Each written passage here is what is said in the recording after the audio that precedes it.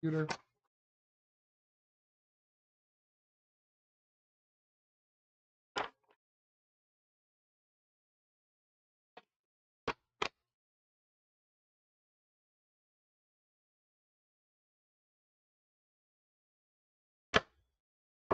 Awesome, awesome.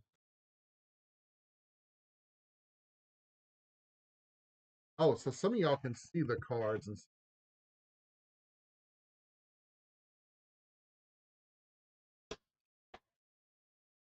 gonna be off center because I'm centered to the middle here, but some of the others are off, so I do apologize. All right.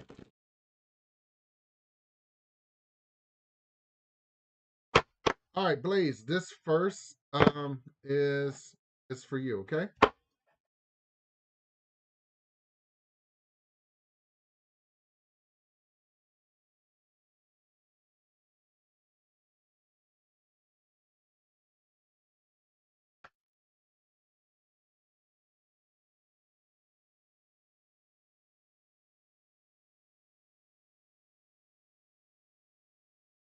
All right.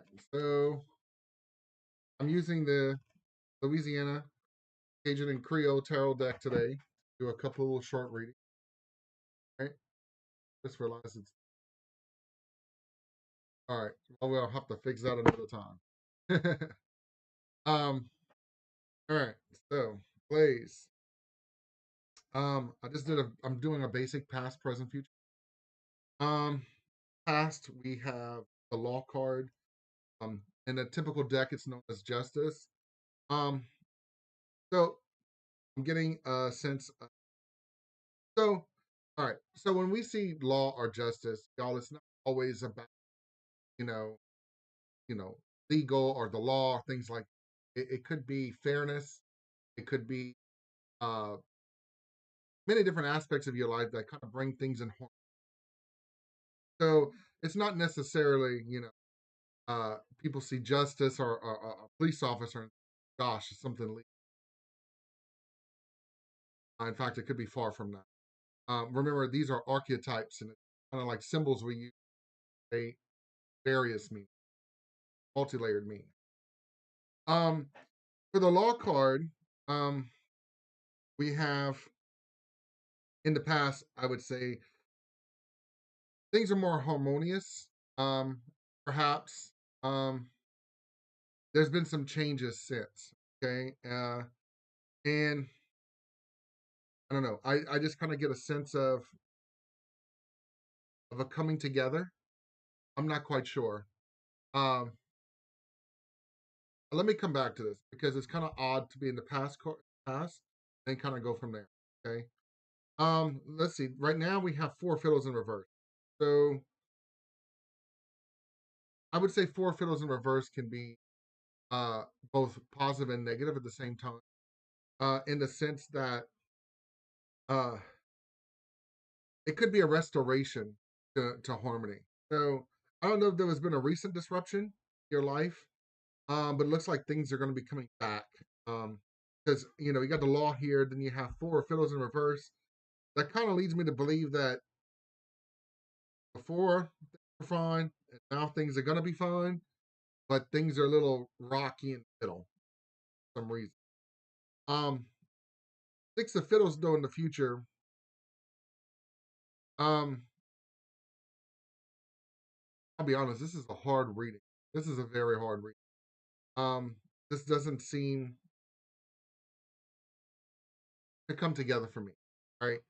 Um,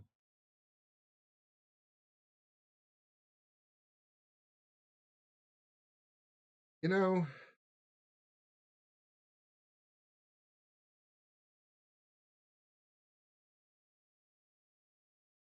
so I would always, every time I see six of fiddles, I always feel like uh, it's a moment of like you're fighting a losing battle. Okay, like you're not quite sure what you can live up to. Right. Um, so six of fiddles in reverse is never really good for me. Okay. Um,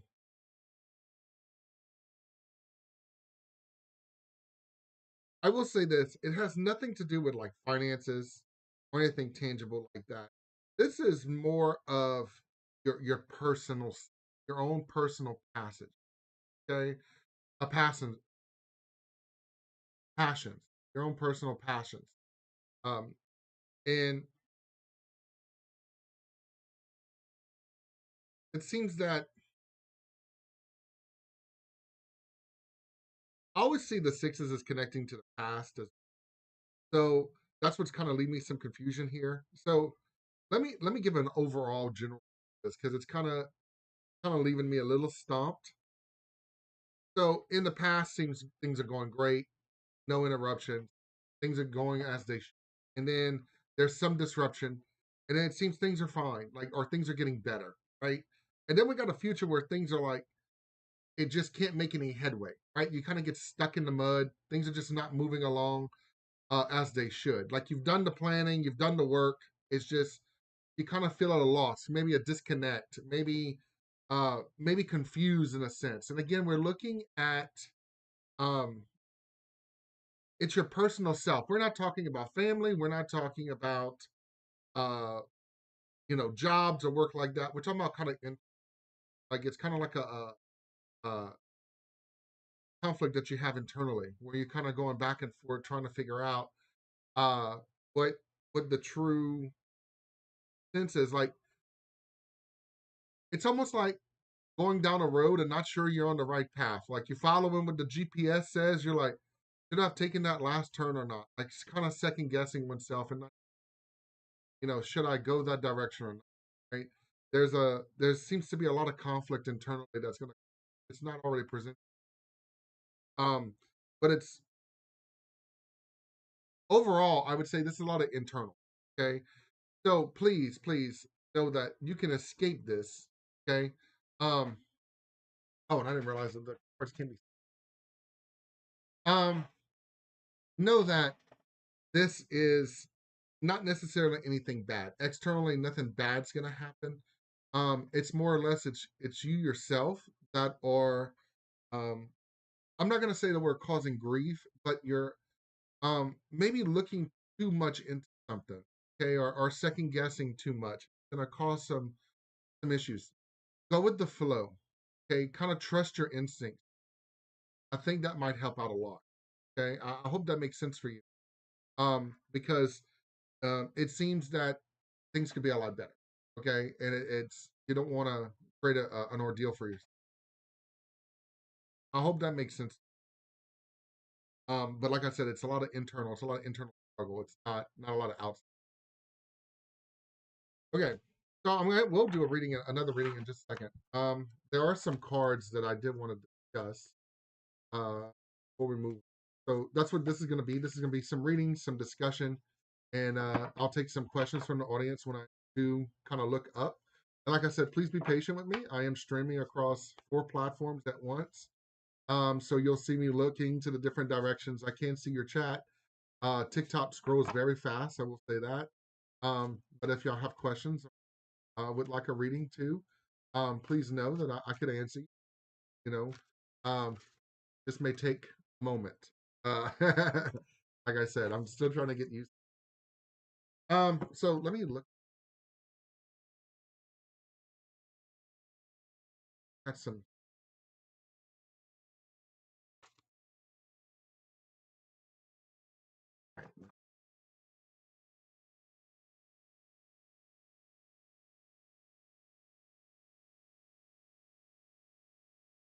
All right. So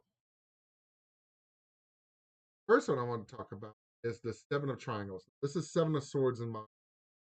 Okay. So and there is a huge delay uh, in the reading saying that. Um. So and I'm also going to move this down because I'm the camera won't. All right. So seven of triangles. If you notice, and I'll kind of go to each camera here, get a little better. All right. So what you see is a bunch of politicians sitting at a poker table. And the reason I chose this image, I had my artist draw it this way, um, is because it's typically, Seven of Swords is someone taking advantage of an opportunity. right? Same someone really uh, being calculative can be a bit sneaky behind closed. And that's what I see here, right? When I think of politicians sitting at a gambling table, especially in Louisiana, where they're all kind of out for their own agenda and really not out for the people of themselves. Now, some of them can be, some of them are, right? I don't want to talk bad about all of our politicians. A couple of good ones, a few. But I decided to put some pretty famous politicians from the state of Louisiana here sitting at this table with good old Edwin Edwards. Since he's passed, I'll mention him. Sitting at the head of the table there. And the reason I put this is because, when this card comes up in a reading, it's about really looking out for oneself, okay, and being calculative and being strategic, making sure that you know, really making sure that you looking out for yourself. Okay, now this could be in a selfish way, it could be in a sense, but it's really not selfish. Empowering yourself isn't always selfish. Okay, just know that. When you get a card like this. Um, Sometimes you have to be strategic and you have to keep your agenda hidden just to make headway. And that can be a good thing or a bad thing, like I said. It depends on the outcome and if anyone's actually truly hurt from this. If this is a situation where everyone wins in the end, maybe they're all playing blackjack and they all beat the table, then that's a positive. You know, if we're talking about taking advantage of people where they lose out, then that's definitely it. So it's kind of situational with the card and what it's referring to. So for those of you who are just learning the tarot and you get the Seven of Swords, also here's seven. Just know that this can be a good or bad card. It's really playing on the situation. It can be a personal empowerment card, but it really just kind of depends. Oh wow! Thank y'all. Thank you for that. I did not expect. Thank you very much. Um, so if you ever get that card, so I'll bring up another card. Well, let me bring up some other cards too. Um, Ten of Fiddles. This is the next card here. Um, so it depicts, and I'll go to each little stream here so y'all can see it individually. These are the Acadians arriving in Louisiana for the first time. Okay, so this card here, the history behind it, there's a lot of history here. With they got kicked out of Nova Scotia for various reasons, right? There's a laundry list of reasons they got kicked out of Nova, and then they ended up in a you know kind of some came to Louisiana, some didn't, some went to other colonies. A lot of places, a lot of people died. More than half died. A very small amount of Cajuns ever, I'm sorry, of Acadians, sorry, ever actually landed in Louisiana. Several settled along the East Coast. Some of them went to other, like I said, other colonies in the Caribbean. Some went back to France because just simply they had nowhere else to go. They felt, you know. Um, so this card has a lot of history behind it. So when you get this, this is a completion, but also the beginning of. Every time I see it, I think of, this is one epic journey has ended, but new struggle begins. Because now, where are they at now? Here we got people that come from a northern climate now living in the heat in the swamp of the tropics. So, very much different. Now, I will say this: a lot of people don't know Louisiana in 1755, 1756 ish. We were going through like a little ice age around that time. In fact, it lasted until the about the 17th. Um, if y'all don't know, your American history, we hear, the Revolutionary War. They actually do discuss a lot of things being frozen over. Washington D.C., the Potomac was frozen over. You know, so we get uh things were quite different when they did arrive in Louisiana. So, um, some of them came to this area of Broussard, um, in Broussard, Louisiana, just south of Lafayette. If you're not familiar with it, um, just outside of Broussard, there's an area called Bocato, and Bocato is a little hill, a little hilly area, very beautiful area, by the way, by down Bayou Torture Road. So if y'all seen the little series I did on Mary Jane's Bridge, it's down that area. But anyway, Bocato back then was known as Côte Gelée, which means frozen hill. It's because it was literally frozen over when they arrived, and they called it the frozen hill because it had gotten that cold here. So very similar to that ice storm that we just had uh, in what was it, January, in the January February. I'll be honest, I can't remember exactly. Um, but that's the ice storm we just had this year for sure. So this card is all that history for me, right? It's their arrival in Louisiana. It's their new struggle, the new things they have to deal with. Dealing with one, it's cold here, and they didn't expect it, and then uh, they also are gonna have to learn to farm and do all kind of other things there. So it's quite different, and there's a new struggle for the Cajuns or yeah, Acadians. Sorry, they weren't Cajun yet. That's a whole different thing. All right. And then the last card I want to talk about with y'all today before I move on is the truck. So someone's asked me, why did I choose a truck to represent the chariot? All right. And I got a big old jacked up truck, mud riding truck that people go right through their cane fields with, right? Messing up everybody's cane field. So here's why I chose the truck, because the truck is primarily someone who is using the truck or the chariot to show off their hard work, right? And we typically see that in our culture, right? People put a lot of money into their vehicle because it becomes their pride and joy. And it's shown that they put a lot of hard work into something, their careers or whatnot, and they're able to get what they want. They're able to get this job, right? Or this beautiful truck that they have. And they'll may jack it up or squat it down. Who knows, right? But um it really, really look at it from our cultural perspective, right? We see these trucks riding around all over the place, and sometimes we get a little aggravated because they can. All of these drivers can be a little bit conceited, but they're proud of their truck. You know, I'm proud of my truck. It's expensive. You got to pay for it. Um, and that's what the chariot is. It's self-made. It's someone who is taking pride in what they have and what they've worked hard for. So it's about setting goals for yourself. It's about achieving those goals. It's about not deferring from that path, right? You don't get this fancy truck if you don't work for it, right? Or you don't have your eye on that goal, right? Even if you're just given the money, it's handed to you.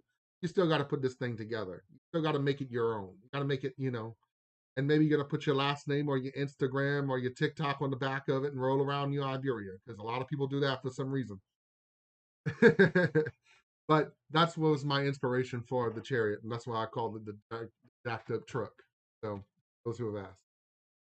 All right, so I'm gonna go back to doing another little reading there.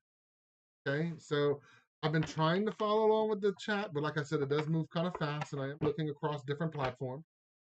So I do thank you all for your comments and your suggestions there. It does get a little difficult to talk and read at the same time. All right. Who would like a reading? Like a reading. The first person who speaks now will get their next reading. Like I said, it'll be on a different. I don't know which platform I'll see it on, but whoever I see first. Okay, little Batty. Little Batty, I think you're on TikTok. I'm gonna go with you. All right. All right. So she was or I think it's a she. I'm sorry if I'm mistaken. So while I'm shuffling, someone's asking on YouTube, why were the Acadians kicked out or thrown out of Nova Scotia? Okay, so um, when the Acadians first landed in the early 1600s in that area, and it was originally called Acadie, right? And then that area changed hands many, many times. Okay, there's very little time of peace in that area. The British and the French constantly fought over it, right? Canada just constantly changed hands, back and forth, back and forth. In the end, though, it ended up in the hands of the British. And, well, the Acadians are Catholic and they're French, and they always were taught you don't like English, right? You don't like these Anglos. So, um, they were helping out in the French. There was the French and Indian War. There were several other battles. There was belief that the Acadians were helping out a lot of the rebellious factions along the way, also helping out the French during one of their skirmishes and such. The Acadians did lead some raids against the British, and y'all, it's not a pretty pass. If you ever look up the Dartmouth Massacre, um, or my own ancestor Joseph Beausoleil Broussard led a raid there, uh, and killed men, women, and children. Okay, so it's not a pretty history. A few years later, this led to the British deciding to exile all of the Acadians. You're looking at about 12,000 people were kicked out of Acadia. Um, Very few um, made it out alive in the end. Okay, and even fewer ended up in Louisiana. So there's a huge struggle there. They were nearly. That's why they say it's a genocide because yeah, they may have done a couple of horrible little things along the way. Y'all, let's be honest. 50 deaths doesn't account for 12, 6,000 deaths. That's a big difference. So, um, while there's no hands clean on either side. The atrocity that was done to the Acadians, even those that were innocent, is it, so that's why they were kicked out of the Nova Scotia region. All right, so for this is for Bill Batty. All right, and this is simply going to be a 3-card reading. And I'm sorry for those on Facebook. For some reason, y'all cannot see words. It's a little short. All right. Oh, thank you for checking it out, Creative Roots yesterday. And for those who are wanting a reading, I will try to get to all of you this evening. Can't make promises. All right. All right, little Batty, this is for you. In the past, we have the Nan in reverse. Every time I see the Nan coming in reverses, someone who didn't listen to their elder, someone who didn't listen to the people who were a little bit more wise and had some advice for you, who made their own way. That typically means that you're a little bit rebellious. Okay, maybe traditional things don't stick to you. Maybe you don't like being uh, controlled or put in a box or labeled in a certain way. But this is big on the rebellious sense. Okay, and this is coming from your past, right? So very big on that. No one can tell me what to do. Okay, you got to learn for yourself, and you got to learn the hard way. That's okay. That is okay. There's nothing wrong. Um, we all walk a different way through life. So, if you make your own way, that is perfectly fine. We learn from our lessons. Life is hard. Sometimes, we can't always live in sheltered. In fact, is that life at all? Because we don't experience things. We don't really learn what's good and what's. If we live so sheltered, it's like never knowing the cold because you're always in the heat. Right? It's like never knowing the sunlight because you're always in the darkness. That's what I think of shelteredness. So you kind of got to see the good and the bad in all things in order to really live life. Now, I'm not saying jump off deep ends, right? I'm not going to say go jump off a bridge to see what it's like. But what I'm saying is, sometimes we got to experience some things first. All right. In the present, we have the Seven of Fiddles. Now, Seven of Fiddles card for me, and I'll turn around and for y'all. Seven of Fiddles is when someone puts themselves out there. Okay. They're taking the moral high ground. Um, this may leave you feeling like you're fighting against many different things coming at you at once. Um, and what's the word I'm looking for here? It may be overwhelming, but I will say that what it's saying here is that you're in the right. Okay, you may be getting gaslighted. You may be made feel like what you're doing is wrong. Um, think of this: it's like having a lot of critics, which leads you to question yourself, okay, and question your own path and the life that you made for yourself. But just know that um, don't question it. What you're doing, you do you. Okay, moving along. Your your life is not to be held back. Okay, um, just know that you're in the right space. Okay, you're in the right frame of mind. You're approaching this logically. You're approaching this, um, you know, with a heart full, and it's in the right place. So I'm not sure what struggle you're dealing with, um, but continue your battle. Continue to fight for yourself. Continue to stand up. Because I'm kind of getting the sense that you're kind of being weighed down. Um, and it could seem that you're never making headway. But you will. You will. What you're doing is the right path. You're just gonna have to keep going. Okay. Oh wait, I just see you came up. Oh, money, money. Okay, so yeah. If the issues, career, job related, and things like that, you just gotta keep on trucking. Keep on trucking. Like there's no don't give up. That's all I'm saying. Gotta it's hard. Okay? It's very hard for that. Using now, the reason I'm saying that there's gonna be positive in the end will be. So this is a bittersweet positive. Okay. So this is both good and bad at the same time, right? Um, it's the Ten of Accordions. Ten of Accordions. Here's the history behind it. For those who are not familiar with Evangelines, the poem by uh, Longfellow, it's Evangeline and Gabriel. Evangeline and Gabriel meet. They fall in love. They get separated with the Grand Arrangement, which is when the Acadians get kicked out of Nova Scotia. She's looking for him. He's looking for her. They're always one step away from each other.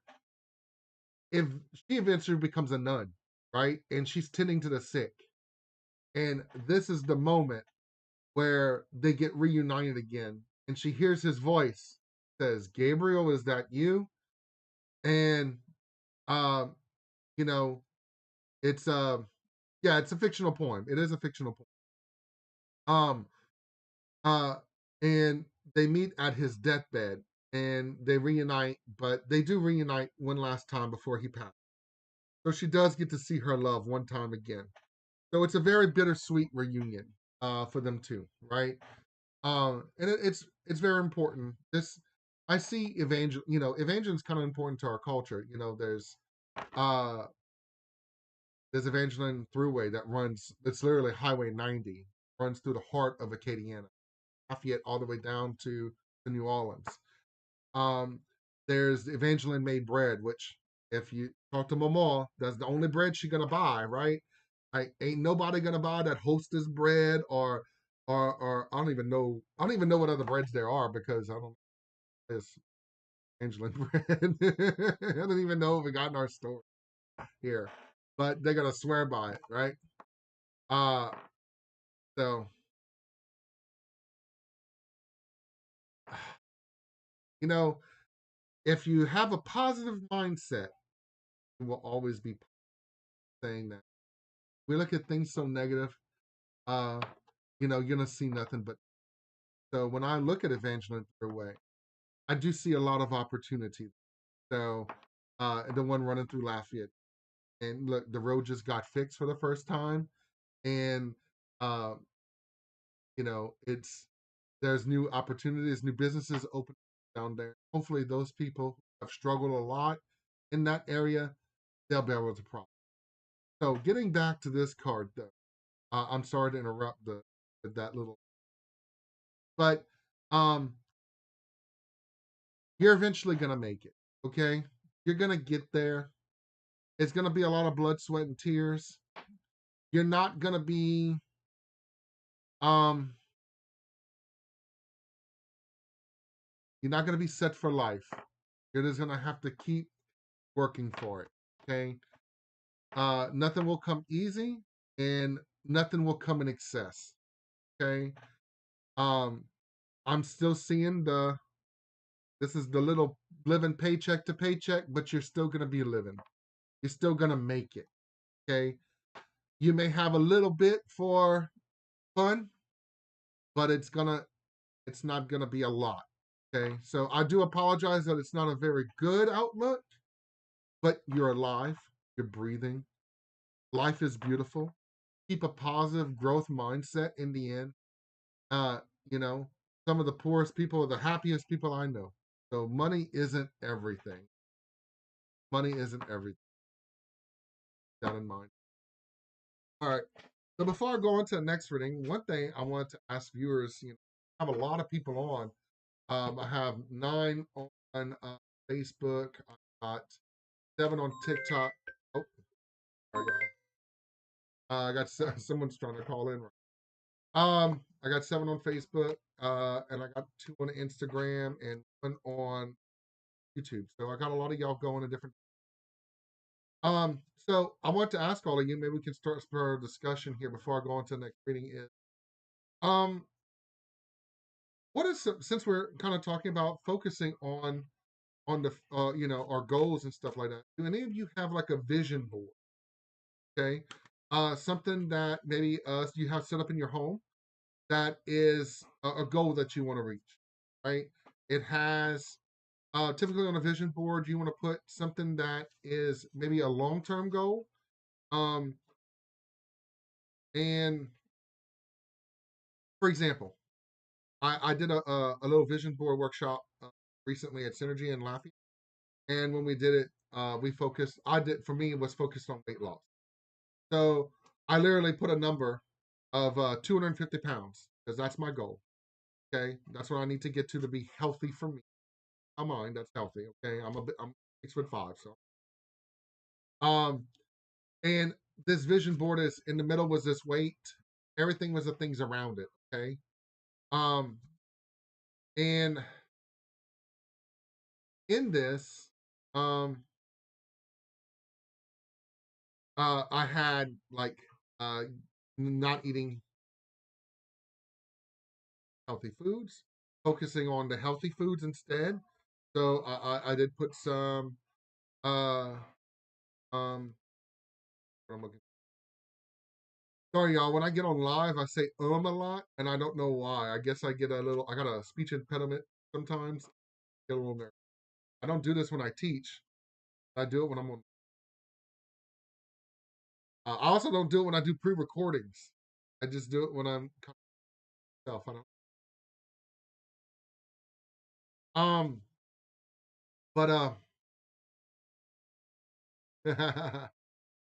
But what the hell was I talking about? Oh, vision boards. Yeah. So you want to put things that you want to shoot for and how to reach that goal, right? You don't just put that goal. You want to put how to reach that goal, right? So, um,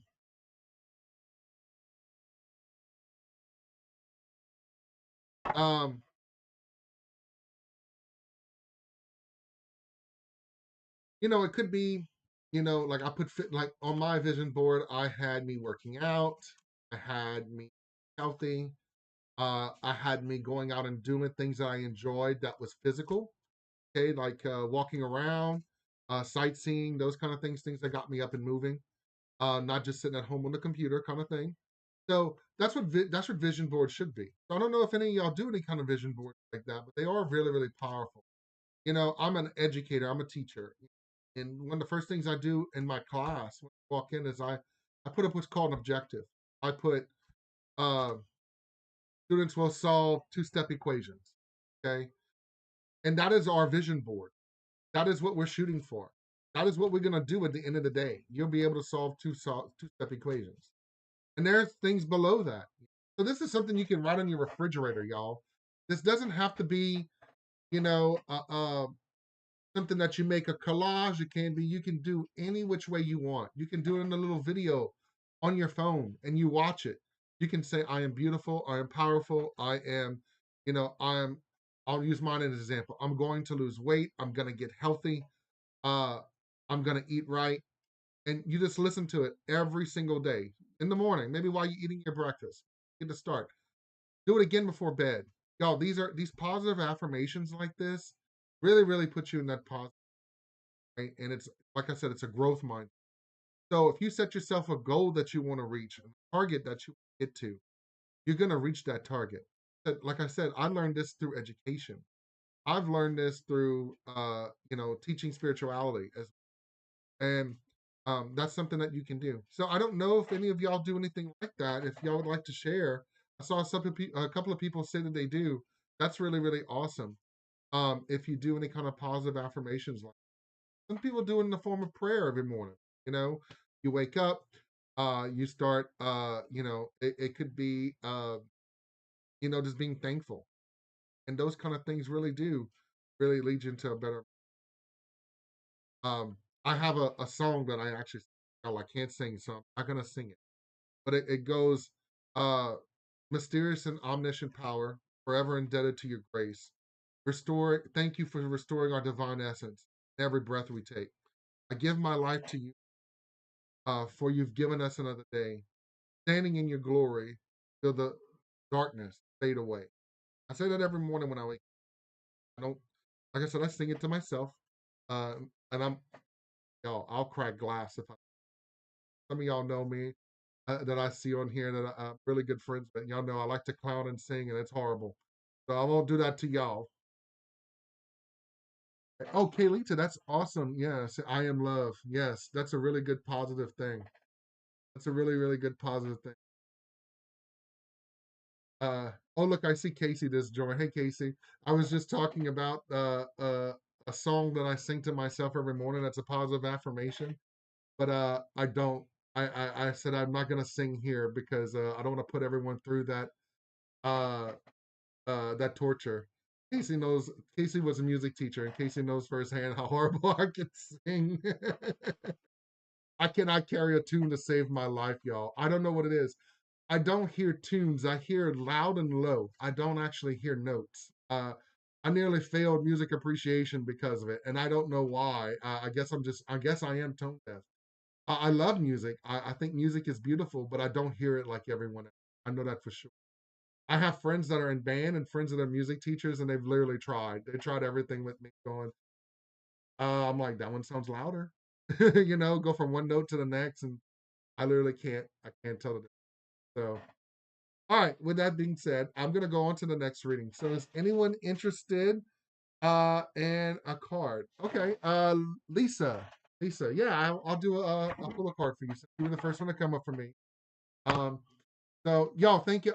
Again, thank y'all for watching. And like I said, sometimes the chat comes out of order. I am also streaming on 4 platforms, so whoever I see first is who I'm gonna go with. All right. So please don't think I'm trying to pick favorites above anyone else. So I'm gonna go with Lisa now, then I'll do again later. All right. So let's shuffle these. Now, y'all, I shuffled. I got giant hands. I got big hands. So I shuffle tarot cards like traditional um, playing cards are shuffled. Not everyone has huge hands like this and does that. I've seen this other type of shuffle. I'll be honest, I've never seen this type of shuffle until I got on TikTok. Everyone I've ever learned tarot from has never shuffled like this. And I can't even do it, y'all. I don't, just shuffling like that. And you wait for a card to fall out. I've literally never seen that before in my life. I've been reading tarot now for 13 years, and I've never seen that until I got on TikTok a month ago. I've only been on here about a month and a half now, so I'm learning a lot. I'm learning a lot of differences that I haven't seen. I guess I've been very confined to my little area here and the way we do things. Um, so it's different.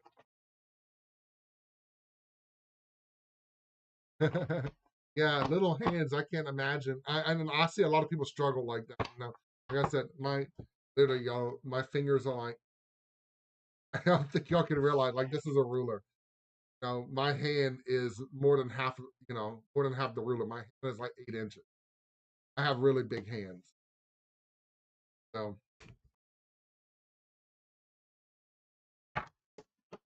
all right. So, Lisa, this is for you. I need to concentrate on your energy just for a second because getting a little distracted with all the conversations. And if y'all notice, I don't know how y'all can, what y'all can see. I always flip over one side of the deck, just because I do read reversals. And if you're a novice to tarot, I didn't read reversals for like the first couple of years just because I was still learning. And y'all, I am still learning the tarot. I do not know everything there is in tarot, and I will never know everything there is in tarot. There's just so much, so many layers that have been added by different cultures, by different mystics over the centuries, and no one will ever know everything that entailed with the tarot. So, um, like I said, it's a learning experience. A lot of other, and if you're and I missed it Saturday. So if anyone is interested, Morgan City, no, I'm sorry, not Morgan. My fault. I'll get to y'all in a minute. In Lafayette, there's divination practice, divination mixer, at Synergy. They have it once a month. Tara hosts it. She's Synergy. And it's usually on a Saturday, and there's a divination mixer. It was last Saturday. I missed it. I had the funeral, so I wasn't there, but it looked like it was full. And y'all, it's always a good time because I learned so much from so many different people. I learned from people who pick up their cards for the first time and see something I would have never thought of. But they're right. Like they make a connection that I never would have guessed before. Right. So there's that. Um, so there's, like I said, there's a lot of different things, and synergy and sorry, Visions and Vibes in Morgan City is hosting tarot classes as well. So if you go to their website, you can see when they're hosting classes there on the cards and check them out.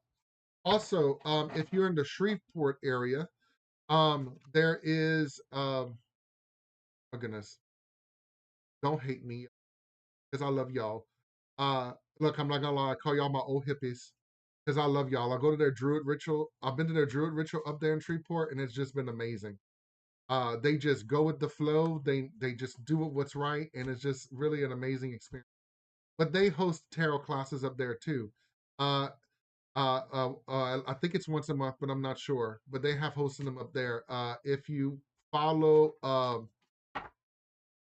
Tris Trissel, uh, um, oh my God, y'all, I cannot think of their group's name right now. Um, it's like, oh, Tristle Grove, out in Shreveport area. So if you check them out, you can find them. If you follow the Northwest Louisiana Pagans, you can see through them. I see uh Ali. I think that's right. Um, yeah, if you message me, I can tell you more about stuff. Synergy and Lafayette Synergy Metaphysical. It's on 292 Ridge Road. I teach a lot of classes there and events. But I'm not the only one. There's like 10 of us that teach classes and host events there. There's stuff going on every single day. Nagan does some sound doubts and meditation. So does Pan. Um, and then Tara hosts some as well. So does Alicia with Acadian and Botanicals. So lots and lots of different events going on there. Some are free, some are $5. Um, a lot of them are kept cheap. I am hosting one in August. That's a little bit more expensive. It's $30 because you're getting a book with it. Okay, so oh, excuse me. There's a lot of events that do go on. Okay, so just know that. Check out their page, Facebook page, to see more on those events. And I do share them on mine as much as I can, but I know it kind of gets a lot. All right, Lisa, I did not forget about you. I promise. In here yip yapping and. All right, I think this feels right now. Got the Rougarou in reverse. We got the Taunt de of Washboards. We got the Four of a Court. All right, the Rougarou in reverse. Um, okay. So this tells me in your past you were able to break free from uh something that kept you tied down. Okay. So y'all, I'm having a hard time wording things.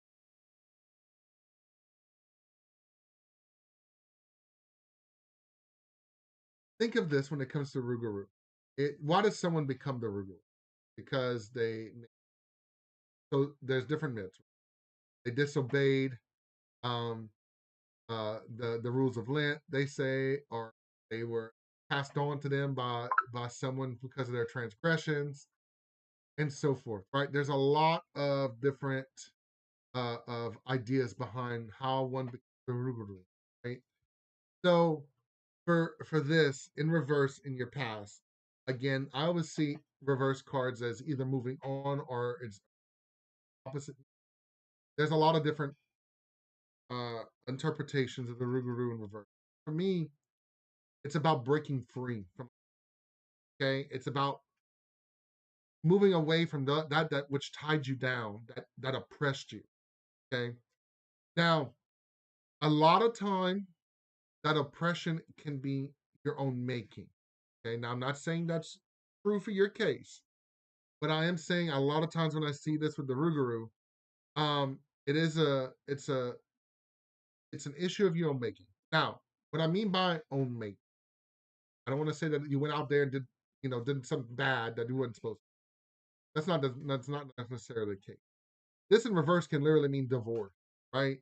The own making was your marriage, and the divorce had nothing to do with the marriage, right? Like with the beginning of the marriage, things changed.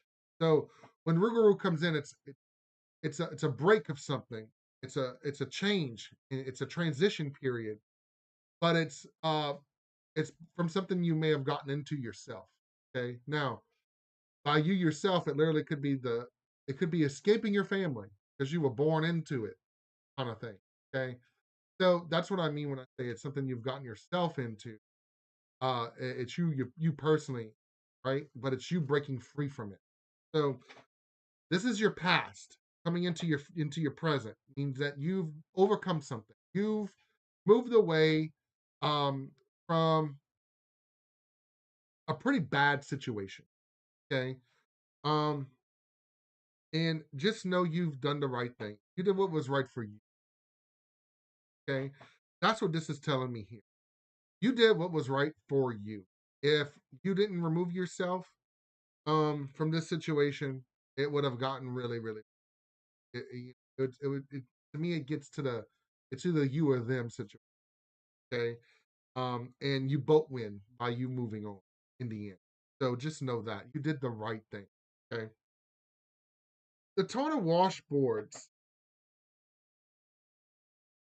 This means me to think that you're the caretaker. Okay. That you're taking care of someone else or someone. So I don't know if you're a mom or if you're taking care of others or if you have a job that requires you to take care of others. I'm not sure. Um, but what I'm seeing here is you being a caregiver in some fashion. And you're giving back. You're you're being really, really helpful to others. And you need to know that even though it seems like your efforts may be unrecognized, um, you're doing what's right. You're doing what you need to for okay. Um, and you're helping you touch so many others by doing what you're so I don't know what your career is. I don't know what your family life is like. Like I said, I honestly don't know you at all. And if I did, I can't tell who you are from the little picture. Okay. But I can tell you from what the cards are telling me, thank you. Thank you for the hard work that you're putting in, whatever you're doing. You're helping others, you're inspiring others. You're a light, okay? You're a light. Others have seen darkness. So just know that. You really need to know because it seems like sometimes your efforts are going they're not. Okay. Your future. Get the four of accordions. All right. So this is, I'll be honest, from reading these cards all together and then going into this, I'm getting a sense that you can be a bit pessimistic. Okay. You may focus a little too much on the negative. Okay. And it could be from normal exhaustion, right? And that's all of us, right? A lot of us, and y'all, I don't know if it's a Cajun thing, but we socialize by being negative. Like if we got something to complain about, we all gonna complain together, right? So I'm kind of getting that feeling. Like a lot of times you're focusing on the bad because the bad is what's prevalent in your life. You need to focus on the good because there's a lot of good that you're not okay. And I mean, it's there, and you know it's there, but be more positive. Okay. And I know I kind of mentioned it earlier when I was talking about growth mindset. Y'all, we are what we manifest. Okay. If we talk about all the bad things that happen to us all the time, that's all that's gonna happen. Choose a growth mindset. Focus on the positive. Okay. Focus on the positive. Um, and uh it'll be much better. It'll give a better attitude. Right. Brush some things off your shoulders. Okay. Um, it'll be much happier. Okay, much. All right. So I hope that made sense for you. And like I said, it'll be a lot more positive for you. All right. So before I go on to my next, I want to ask another. Um, what do any of y'all do for protection? Uh, if y'all don't mind sharing. So again, I'm going across 4 platforms. So what do y'all? And I'll repeat some of the ones that y'all mentioned. What do y'all do for protection? Like personal protection, home protection, any kind. What is your favorite kind of protection that you do? Is it wearing a sacred necklace? A lot of people wear a cross if you're Christian. That's a form of protection, right? That's a form of safety. It's showing your religion, but it's also so much more. Sage and crystals, awesome, awesome. You place them around your house, or you carry them on your person. I mean, well, sage. I know you sage. You smoke sage. I presume you're not putting a stick on fire in your pocket. uh, okay, ground and then say a few prayers. Okay, okay. Also, use crystals and protection spells around your property. Awesome. Any specific protection spells?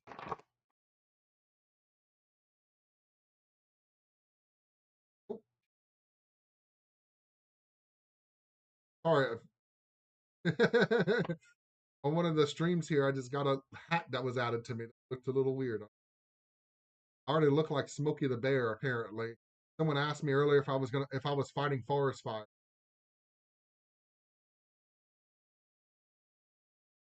Eggs and cinnamon. Okay, interesting. I've eggshell. Yeah, eggshell. I'm very familiar with. I've actually never heard of cinnamon uh, with protection, but it makes sense to me. Any strong smelling herb, and cinnamon's a bark, so it's not technically an herb. But bark too, because bark is what protects the tree. Um, is good for protection. So, y'all, let me tell y'all about magic when it comes to practice like that, because there's stuff that's done in all types of cultures, and people don't even realize what they're doing. That's different forms of magic. I actually got a very angry message right before I started the live, saying that I cannot believe you called a traitor a witch doctor. And y'all, anytime you're putting different types of uh, uh, objects together, making an incantation, and then transferring that to another person, especially in the form of healing, that is the definition of it. Okay. Yes, you may be channeling God.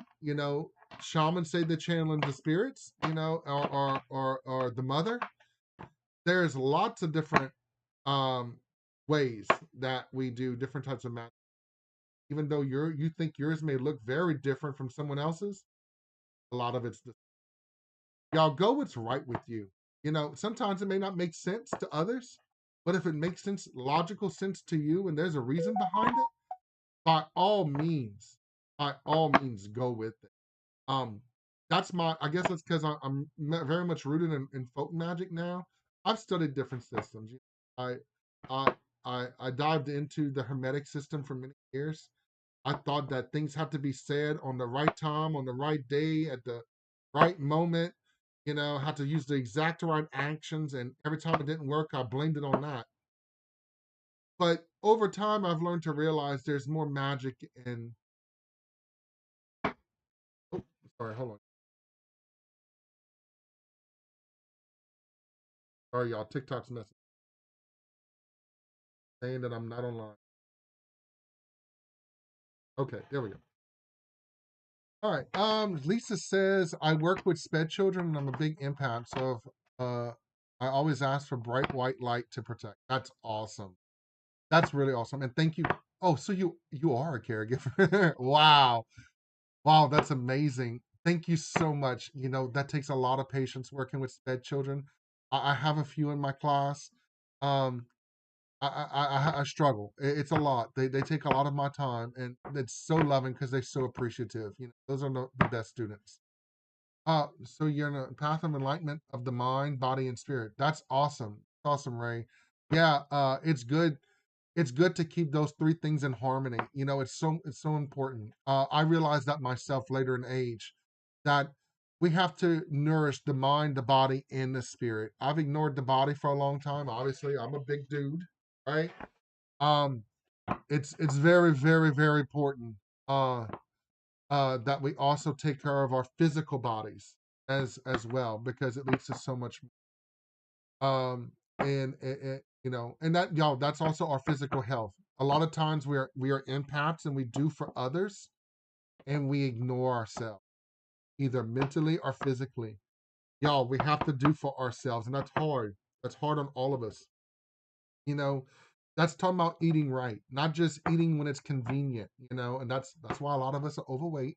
Me, you know, I eat snacks because I'm too busy doing everything else, right? Or doing something for someone else. Y'all, we can't take care of others if we aren't taking care of ourselves, right?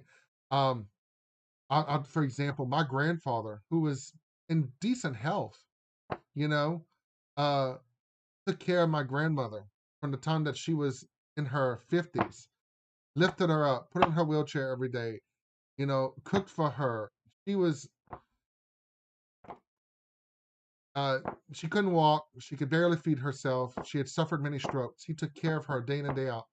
But he ignored his health so much that he ended up dying of a heart attack years before you know, she ended up living a whole lot longer. And it's because he ignored himself. Y'all, we have to be a beacon, right? We have to be we have to shine ourselves. If we don't shine, then we can't attract others. Ali says, being an empath and psychic medium, I work in the public and drained every day. Yeah, a lot of us do. Y'all, and I'll be honest, I see this a lot with traiteurs. They worked so much focus on healing a lot of the sick. They take these things onto them and they die young. You know, a lot of them don't live until like 80, 90 years old. They're dying at 60, 65, you know, um, and we get burned out. So thank you for mentioning, Ray. You're right. It is, we have to take care of the mind, the body, and the spirit. I don't know if any of y'all are familiar with the Baha'i faith. I attend lots of different religious services. Okay, I was at church Saturday, a Catholic church. I went to a Baha'i ritual recently. You know, I go to Buddhist ceremonies. I go to lots of different religious ceremonies. I love spirituality in all of its forms and beauty. I think there's truth in all of them. Baha'i, there's a local group in Lafayette that I attend their things because y'all, the positive energy there is unmatched. I don't think any of them ever say anything negative. They're literally my rock, right? The lady that's kind of the organizer, she's in her 70s. Lady doesn't look a day over 50. She is just amazing. She's also a local psychologist. So if anybody needs a good mental health therapist, I can connect you. Just saying, because she is welcoming, loving, and mature. Like I can't, like no other. Um, but the Baha'is, when they do a prayer, and when they gather, there is a nourishment of the three: the mind, the body, and the spirit. Okay, the mind is by sparking a conversation. Every time we meet, there is a topic of conversation that we're going to follow after dinner together, after prayers. So there's a spiritual aspect where we nourish the spirit through prayer and meditation. We center ourselves. We listen to beautiful music. Sometimes people sing, and we meditate on their holy scriptures, which honestly have always been very, very positive to me. Never had any issue. They're unlike any other. And then we go on to having a communal dinner. We do potluck where everybody brings in. We enjoy one another, and then after which we move on to the conversation. Conversation typically comes from either the food we've eaten together or the prayers we read. And y'all, it's so important to have those three. I'll be honest, the Baptists do it. You see it with the Baptists on Sundays. What they do at those Baptist churches? They have those big old dinners. They have those kids in Sunday school where they have conversations. And they have the preacher preaching. They do the prayers and they have their service and they have their spiritual moment with the choir and so forth. Y'all, even though I'm not personally Christian, I think they're doing it right in that sense. They're nourishing the mind, the body, and the spirit. Y'all, that's so important. So again, I know I went off on a rant there, but thank you, Ray, for mentioning that. That is so important to nourish all three. Y'all, let's take care of ourselves, right? We got to take care of ourselves. Can't take care of others if we don't take. All right, let's go ahead and go on to our next reading. All right. So again, the first person that I see that asks for a reading, I will make you a little short reading.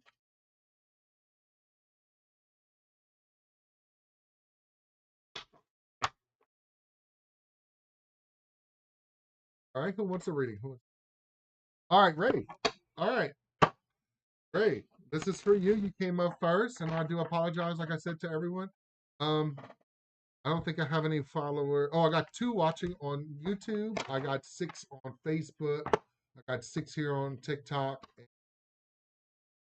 I guess everybody signed off. All right. All right. So, like I said, I'm gonna next time I'll ask at the end of this reading, I'll do another reading. I'll ask then who is interested because I can't keep track. Okay. And the first name that pops up that says me, I will go with. Okay. So Ray, this one's for you.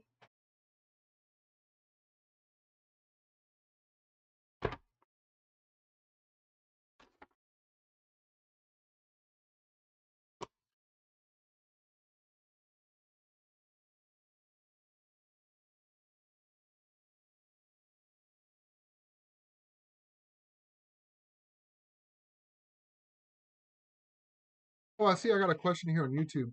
Yes, where are they located? What are you referring to? I'm sorry, I'm just seeing that message. Where is who located? Are you talking about the Baha'i group?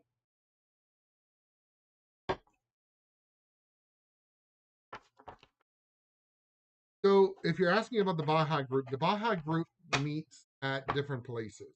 Okay, a lot of times they meet at Piccadilly, Lafayette. So, we've had a few meetings there, but most of the time it's at individuals' homes. Okay, because they don't do a central place of work. Um, they're very much communal and family oriented. They have no uh, uh, uh, priestly caste. They have no structure like that. So they believe each person is um, their own. Can't think of the word. Their own master, I guess, in a sense. I don't know, y'all. I can't think of the word. What do you call it when you're like clergy? Everyone's their own clergy. There we go. Everyone's a member of the clergy. Everyone is, and then no one is, right? So no one can tell you what to believe. But they do have some really fascinating beliefs, which I do really, really enjoy. They're kind of ominous. They believe all religions are one. They're just different aspects of the divine. They believe in something called progressive revelation, which I do believe in a similar sense. Progressive revelation is the belief um, uh, um, the divine expresses itself to different people at different times in history because it's what that culture needed at that time. Kind of steered the path of human. Allie has a question. Says, "What happened when you were younger by a body of water that scared you, or age 15?" Um,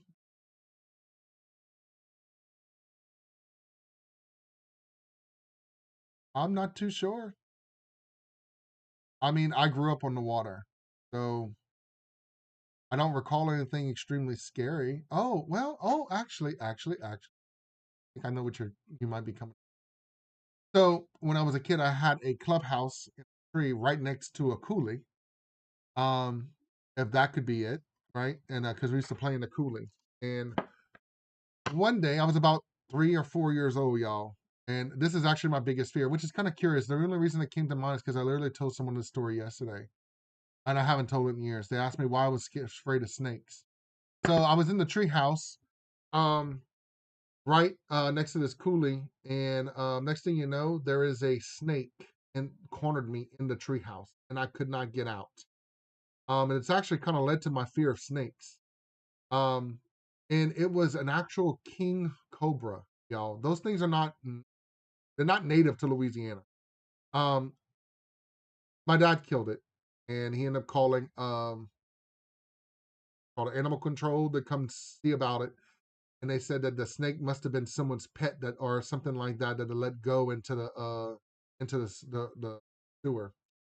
But it was in the coulee right there, and it was on in Abbeville, off of Orange Drive, right off the Vermilion River. It's right across from Perry, where the old Perry Bridge was. Now there's a newer, well, the Perry Bridge has been there for like 80 years, but there was an older Perry Bridge that was on Orange Drive before, um, that went down. So, uh, uh, yeah, I grew up in Abbeville until the age of 7, and then I moved on from there. I lived near the Perry Bridge, and then I went to 7th Ward Elementary. Also went to Eaton Park Elementary. And then when I was older, I went to New Iberia. Oh, that's telling me I need to take my sugar back. Hey Tara. And then when I moved on from Abbeville, we moved to New Iberia area near Delcom. And then from Delcom, we moved to Koto. So my middle school and high school years were spent in Koto. And now I live in Broussard, which is not far from Koto. So,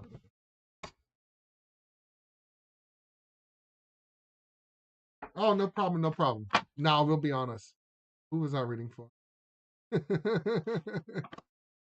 Somebody, I forgot who I said. Okay, Ray. I'm sorry, Ray. Yes, it's Ray. Sorry, sorry, sorry. And y'all, thank y'all so much for the likes. That is so much so appreciative of y'all. Thank y'all so much. And everyone following everywhere. Those on YouTube, those on Instagram, those on all of the different platforms on Facebook and TikTok. Y'all, thank y'all all very much for being here.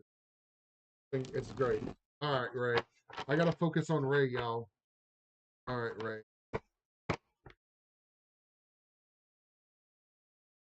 Oh, oh, okay, this card fell out. I'm gonna think that's important. Let's see. Oh, it's the Derek. All right, so that card fell out. I'm gonna put it aside. And I'm gonna get to that in just a minute. Oh, you're from Henry? Oh, awesome. Actually, my sister and my brother graduated from Henry, Henry High School. Um, that's where I would have went to high school if we would have stayed living on Orange Drive. Actually, I went to Banker recently and did a video. I didn't even know about the Banker Grotto. I remember crossing that ferry when I was a kid, and I don't remember after that. And then Tara, the one that owns Synergy, was like, "Hey, you need to go check out the Banker Grotto." And I was like, "What's the Banker Grotto?" So I went out there and I learned about the history and stuff. It's very interesting. That was a town there that's now gone. But there's so much energy alive in that little park. So, uh, um, if y'all ever go down to Banker, y'all check it out. It's south of Erad, south of Abbeville. Um, uh, what is it? West of Henry. So it's really, really cool. Oh, awesome, awesome. Yeah, yeah, yeah. And Banker is named after the owner's son. His son named his child.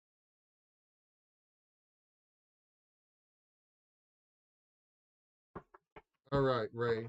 This is for you, man.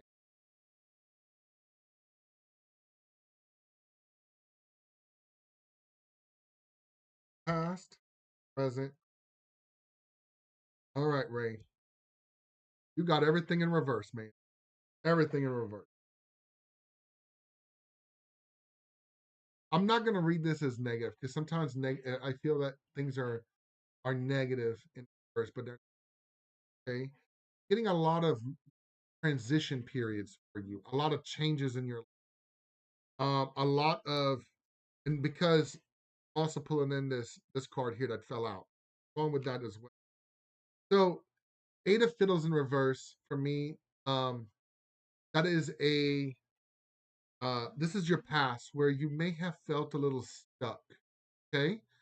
Um, maybe you were having trouble, um, or maybe feeling trapped in a sense, shall I say. Just unable to prosper, unable to move on, unable to grow as a person. person. Now, this is your past, right? This is your past.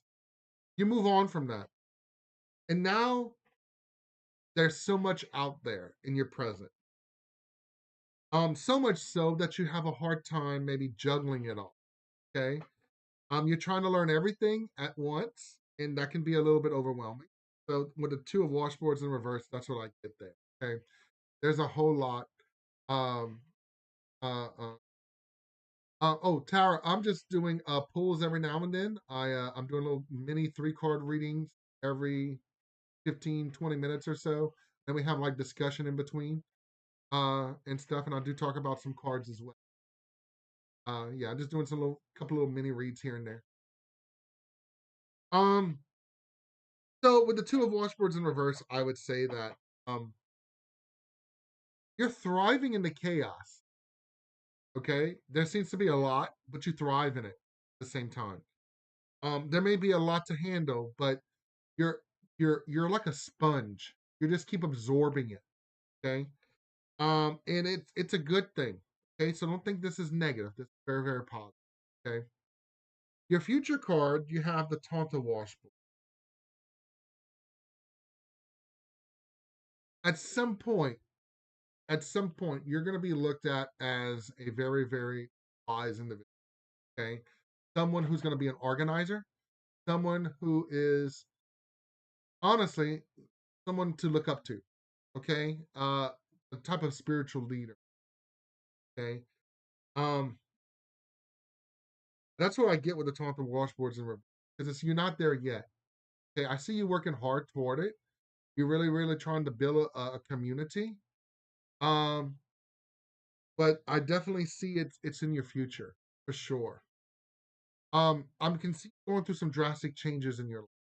Bye, Ali. Thank you for joining.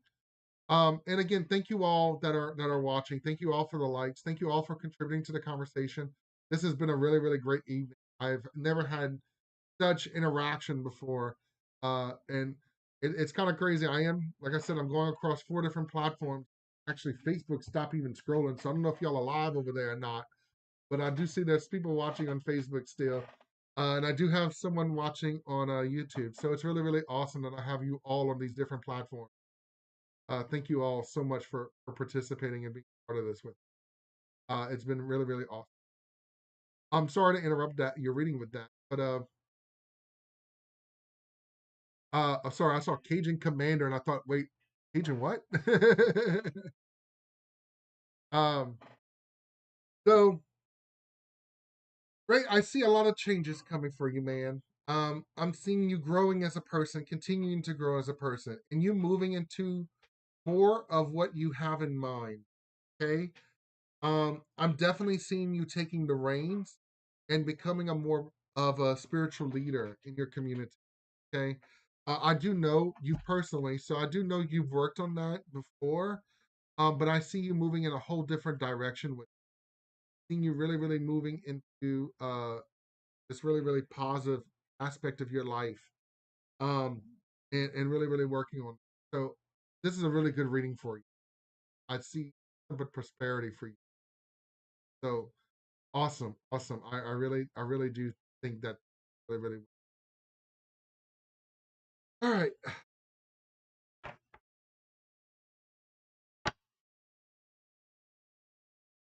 Oh, thank you very much. Thank you very much. Okay. So I'm gonna go on to another question with y'all here. And since a lot of y'all are from this Abbeville area, that we've been talking, because a lot of y'all know about Banker, which is literally the middle of nowhere. Have any of y'all been along that Vermilion River in that area between Abbeville all down to Intercoastal? Have y'all felt like a very strong energy in that area? So, Ali asked me earlier about a fear that I had near that canal. Y'all, I grew up in a haunted house near that area, and I always said I would have been an atheist if it wasn't for the experiences that I had in that haunted house as a kid, because they were unexplainable. There was literally no way that we would have these uh, different delusions together, should I say. So I grew up in this haunted house, like it's on Orange Drive at the corner of Ferris Road and Orange Drive in Abbeville. Ferris is my father, by the way. He passed away about 10 years ago. But he built that subdivision there, uh, off of Orange Drive, and he helped to develop that area. And he built this house right on the corner. It's the older brick home, not the Victorian that's on the opposite side. Uh, where that Victorian's at, that was moved there in '92. Okay, that's not original to the area. Um, my mother's trailer was there at one time. But my dad lived across in that brick home, which, by the way, y'all, it's kind of like the Winchester Mansion. It has been remodeled and added on to and changed so much over the years. I went right there by the other day, and they had removed the front door again. Yo, this house has been remodeled so many times. It's been sold actually probably at least 15 different times. It's really, really crazy, that area. Um, so let me tell you about my experience with this house, before I go on to the other stuff that I want to ask y'all. So my dad was real sick when I was 2 years old. My dad got really, really sick, and that meant that my mom had to work full time. So there was these two ladies that lived in the house at the time. My dad had sold the house and we moved across the street because my parents lost everything. Okay, 1986, the all collapsed, and my dad lost his house. And we ended up having to live in a trailer on the other acre. Um, and um, so these two old ladies bought the home. Lois and Joyce, they were sisters. Okay, and they would take care of me as a child. They were literally like my nanny because my mom was having to work the graveyard shift at this uh at a place called the Pit Grill, and my dad was in the hospital. So I literally grew up with these two ladies in this, and there was a lot of activity, a lot of activity. There was one day we heard all of a loud like slam noise, doors closing. So we got up and we went to the kitchen, and when Lois flipped the light, all the doors in the kitchens on the kitchen counter swung open and swung closed again.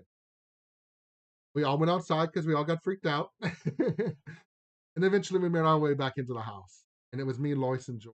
And Mike. Mike was Joyce's, but he was older. He was like 8. Um,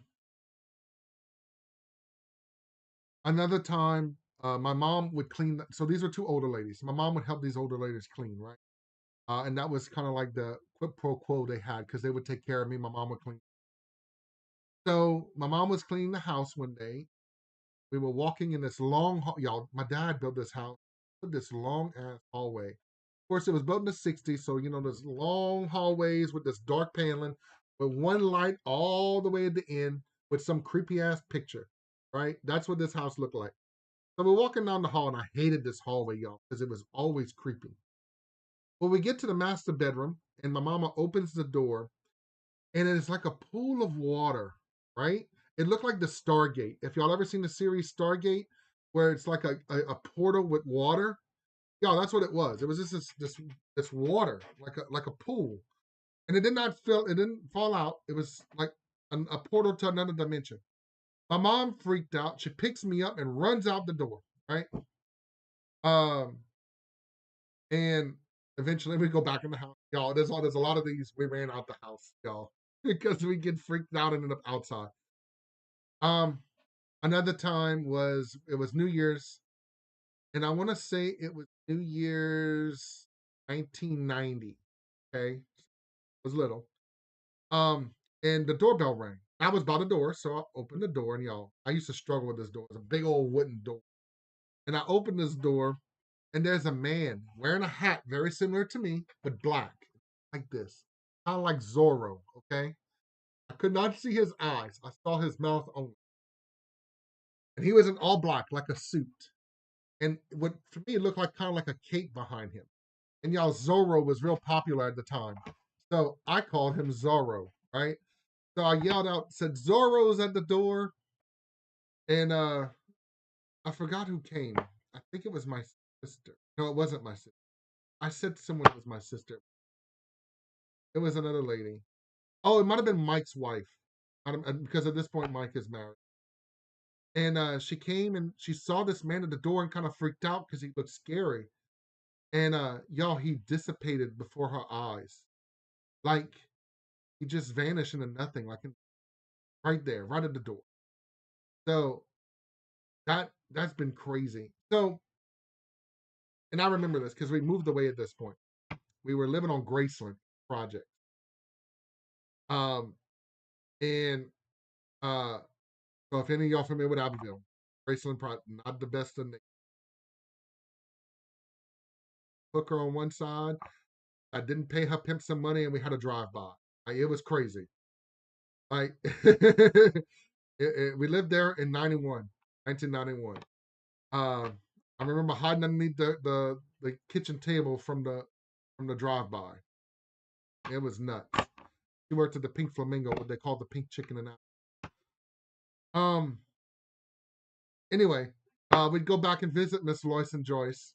And one day we over there and we're all sitting at the table, and there's a knock on the door, and there's this nurse. And she says, "Hi, I'm a caregiver for this lady," and everything that was said. But she said the lady's in the car, and she says that she lived here once at one time, lived in this area. Well, my dad's there, and my dad's like, that lady never lived here. The only people that's ever lived here are this, and this, because at the time the house had only been sold 3 times, right? So my dad sold the house to this couple, then they only kept it for a few months because of the hauntings, and they sold it to Lois and Joyce right after. So Lois and Joyce were only the third owners of the house at the time. But Lois and Joyce were like, they said, let the lady in. Well, we'll talk to her. And y'all, she's old, really, really old, in her 90s. And she says she's a Native American woman, and she looked like she's mixed Native and white. You can tell she had the long gray hair and braids. And the lady was her caregiver, and she said that her tribe had lived in the area on the bend of the river across from Perry. And she believes this house, where the house was where they buried the dead.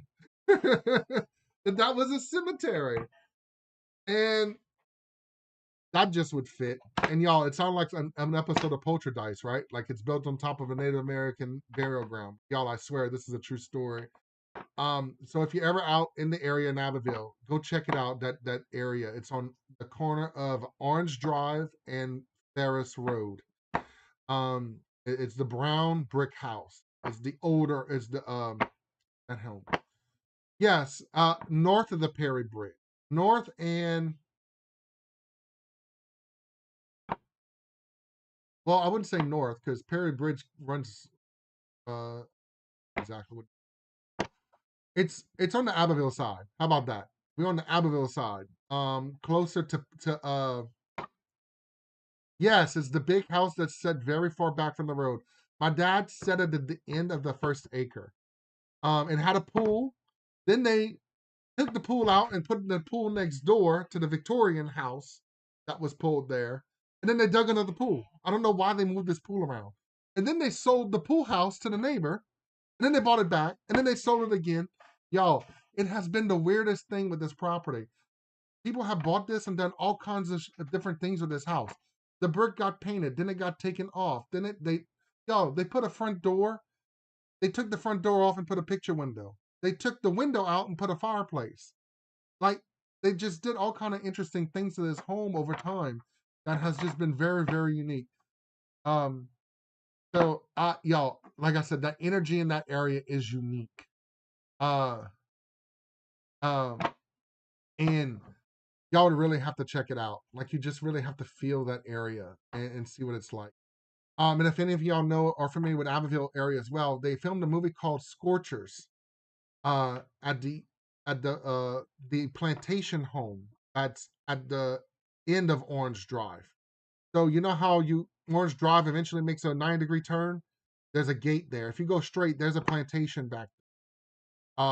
When I was a kid, someone was still living there, and then they filmed a movie called Scorchers there. And it's with James Earl Jones and Jennifer Tilly. So it's an interesting movie. I'll say that. It's not my favorite movie. I didn't get to watch it as a kid because my parents told me it was inappropriate, and I saw later why. So it's maybe not be viewable for children. Um, um, Orange Drive is located in Abbeville, between Abbeville and Perry, Louisiana, off of Highway 82 and Highway 330. If you're leaving Abbeville and going toward Henry, it's there. Oh, you're from Forked Island. Okay, okay, yeah. So you probably passed through there many times. Y'all, there's something about that Perry area. I swear. I actually went around Perry the other day when me and Keegan were filming at Banker a while back. This was last summer, not this past couple of weeks when I went again. But last summer we ended up going down. We went down to the 7th Ward because I went to 7th Ward Elementary. I wanted to show them there. So yeah, I grew up in Abbeville until I was 7, and until we moved away. We sold everything. We lived in like I said, we lived in the projects for a while, which was not fun. We lived there too much, y'all. I could have swore it was a lifetime. Uh, oh, hey Tracy, y'all, that's my sister-in-law. Hey, yeah, you need to come out. Actually, I need to text you and you come out with us. I've been going all kind of places. My truck got broken down in Hackberry. I was going to Holly Beach to go film, and then I got broken down. So I only was able to check out the East Cemetery and little Charlene Richard's grave before I got down there. And unfortunately, um, I'm gonna have to. I'm waiting for my truck won't be fixed probably till like Friday. So I'm stationary for a week, but I might get some things done. Y'all, I've been doing a lot of projects I've been pushing aside that I haven't got done yet that I really need to get to. That I've started and didn't finish. Like I started a book on Gris, which is Cajun Creole magic in South Louisiana, and just some things about that. That's why I was asking people on Facebook, you know, what they were interested in and stuff. No, Tara, I can. So my truck is can be driven to a limited extent. I'm not taking it out of town though. Remember how we were smelling gas? Yeah, there's a rupture in the fuel line. So, let's just say I don't want to be stuck in Hackberry again. But I can only put gas in my truck with a tube and a funnel right now. So I can't go out of town, and I'm carrying a can of gasoline in the back of the truck. So yeah, we're still doing Tuesday. So if y'all don't know, Tara and I, Mama Bear, there on TikTok. For those who are not following on others, um, we shoot, we do tarot readings on Tuesdays at Synergy in Lafayette. Synergy is at 292 Ridge Road, kind of by the mall area, and we read between 3 and 7 o'clock there. Or we do 20 and 30-minute sessions for $40. So if anyone's interested in that. Yeah, you don't want to be stuck there. Trust me. Look. I got a little panic. I ain't gonna lie. Luckily, the people at the gas station were very nice and stuff. So, but I was able to get my truck started, and then I had David look at it, but David couldn't fix it. He worked on it for 3 hours, took the tank out and everything. We were able to identify the problem, but he can't fix it. He's not that talented. Not yet. He's still learning. He's still learning. Work on it. I'll bring it to the shop. Oh wow, you lived in Cameron. Wow. Um, um, I've been to Cameron. Recent. Actually, Tracy and I. That's the last time I went to Cameron. So Tracy's my sister-in-law. For those who aren't. And we used to go to like the different places. Tracy then brought me to some cemeteries in the middle of nowhere. In Egan, my truck sank to the frame. We got stuck in the woods in the middle. Well, okay, we went through a rice field and then went into the woods. Then we parked my truck in the ground, seemed fine, and we go check out all this old cemetery. Uh, uh, um, and in Egan, right? We walked around and we get back to the truck and it's stuck. And when I say stuck, it's stuck, like all the way to the frame. So I have a friend of mine that's from there, and I call him up and I said, "Hey man, I know your stepdad is a farmer. He wouldn't happen to be able to come get me."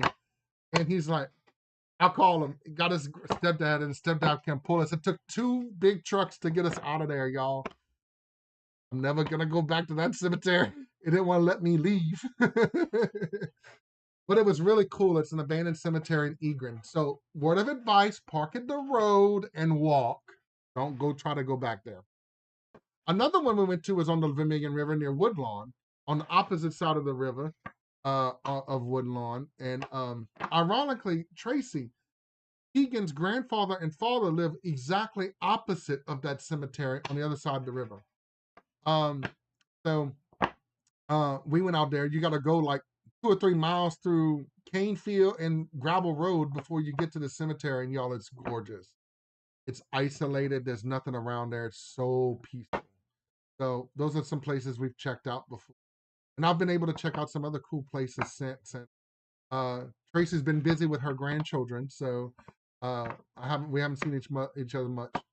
Um, yeah. Woodlawn area is really really cool. If y'all not familiar with that, that's where my some of my Broussard family stems from there.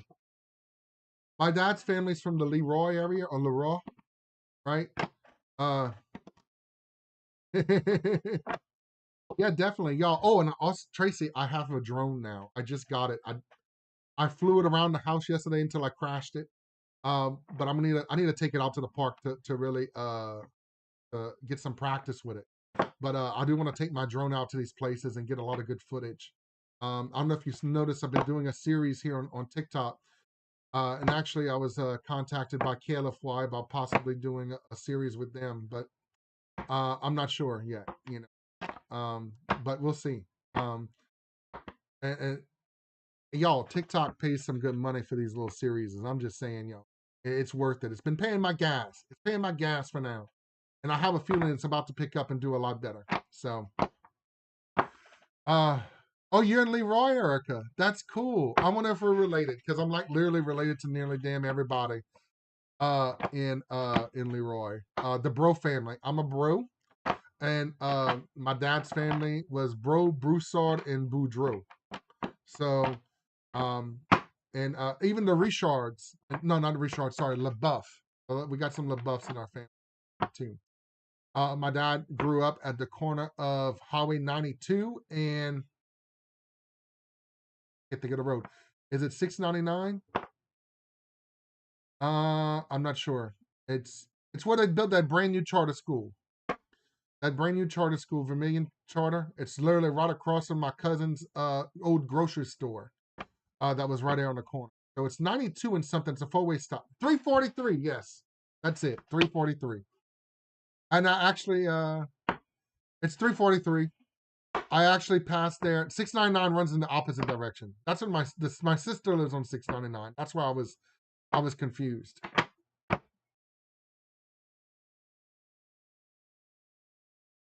Oh, cool. I didn't know they did that in Forked Island. The grave houses. Y'all, the little grave house thing is really really neat. I've only seen it in 2 cemeteries, in the East Cemetery, out by Morse, and then in the Talbot Cemetery out by Pitkin.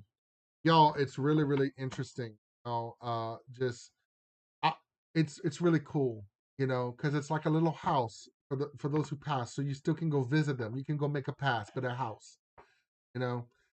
Um, it's just really interesting how different cultures do this in different ways, right? And how we express, you know, how we take care of our deceased and how we honor those who've passed. It's really really neat idea. Oh yeah, Hurricane Rita did a lot of damage to that area. And then y'all had some successive damages, I'm sure. I know Tracy and I went to Cameron after Hurricane, what was it? Not starts with an L, or was it Delta? I forgot when we went. We went after one of those major hurricanes out to Cameron area. Laura, yeah, Laura. And God, there was nothing left of Cameron. I think all we saw was the school, the library, the city hall, and the Coast Guard. Now it's all that was left. Everything else was completely gone. Everything, nothing left.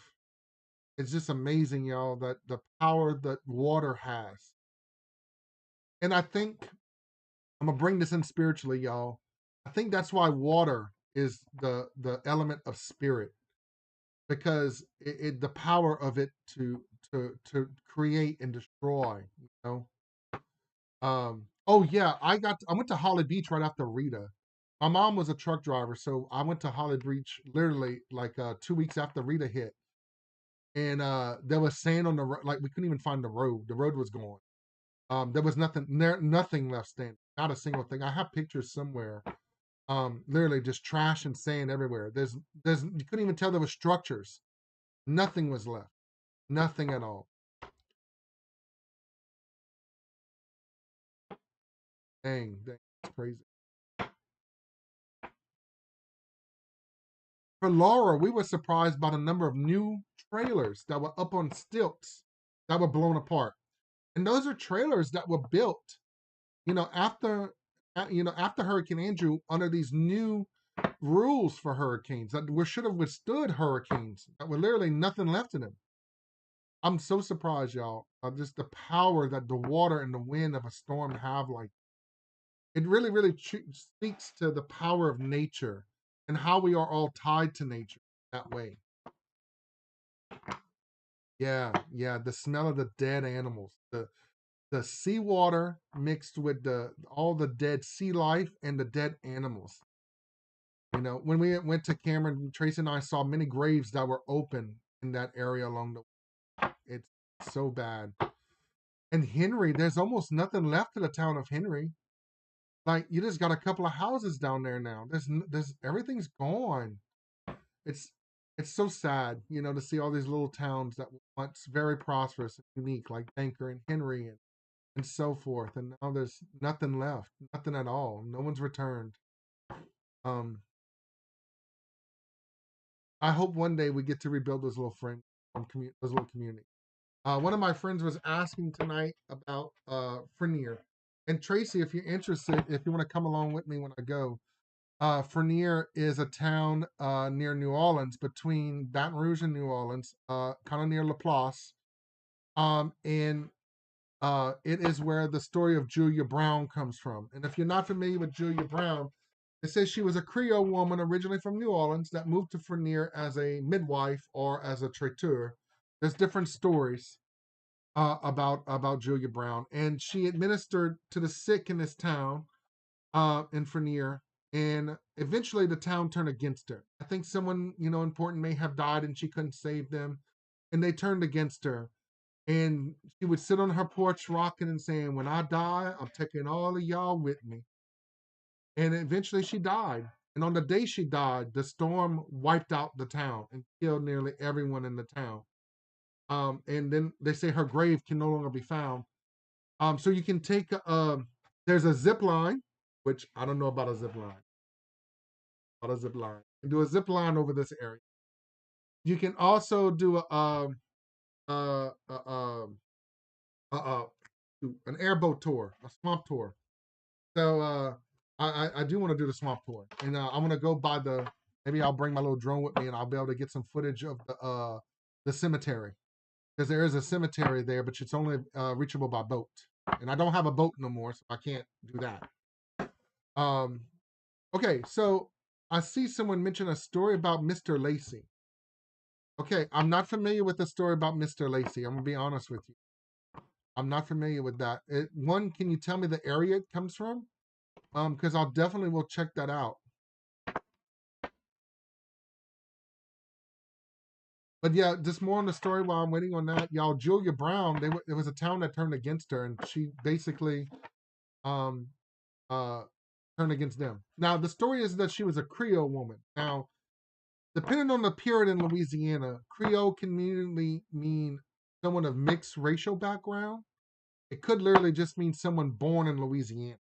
Okay.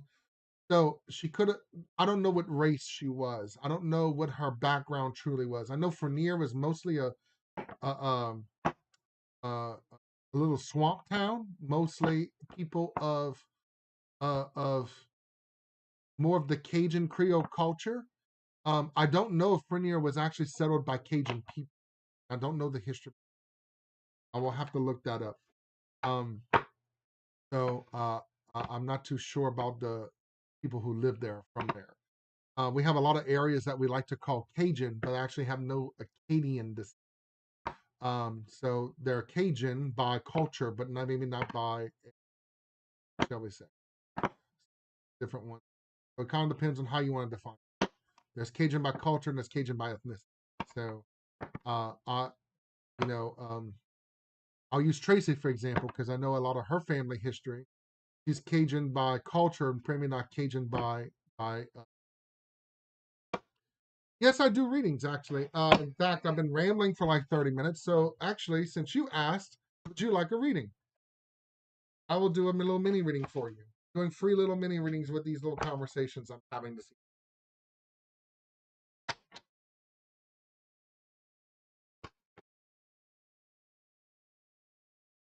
Is that Holtz? Holtz with Holtz? Who is? I'll be honest, I cannot pronounce that, and I'd have to sit there and practice. Holtz, who is? I'm sorry if I'm butchering that. I really do apologize.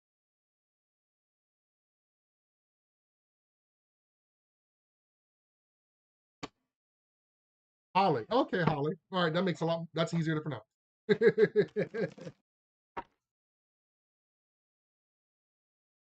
All right, Holly, this will be for you. So I'm focusing on your energy now.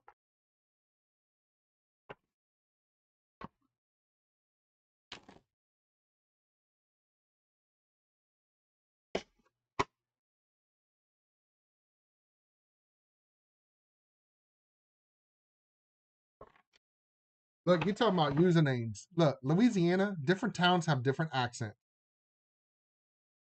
And I've been getting a lot of flack. Y'all, I've been getting a lot of hate mail. It's funny. I ain't gonna lie. I get a good laugh at some of this hate mail. I get a they mentioned that like I say a meat wrong. And I said Richard wrong. Apparently it's not, you know, uh I it's Charlene Richard, right? Like I never heard of it pronounced anything other than Richard. Uh and I people are like messaging me, you're not pronouncing it right. I'm like, what are you talking about? So, and then the other one was a meat. So I've only ever said a meat. So I don't know if it's a meat or a meat river. Yeah, we say a meat where I'm from. So the meat. So I don't know. There's different, it's like Simon and Seymour. My friend that I had a funeral I went to on Saturday. My sadly 28 years old. She was my best friend's little sister. I seen her grow up. Her teacher, in high school. Beautiful, beautiful, loving person, y'all. Y'all couldn't ask for anyone with more light in life than her. Uh, but she passed away sadly uh, from a liver disorder, and she had a liver transplant. And she had blood clots following that. But anyway, her last name, she got married in December before she got sick, and her last name is Rayon. And I've only seen it as Rayon. And then her husband's like, it's Rayon. I'm like, Rayon? That's Rayon. So I guess it kind of depends on the generation too. Because I'm like, I know your mom and them pronounce that Rayon. So it's a meat? Like just long A?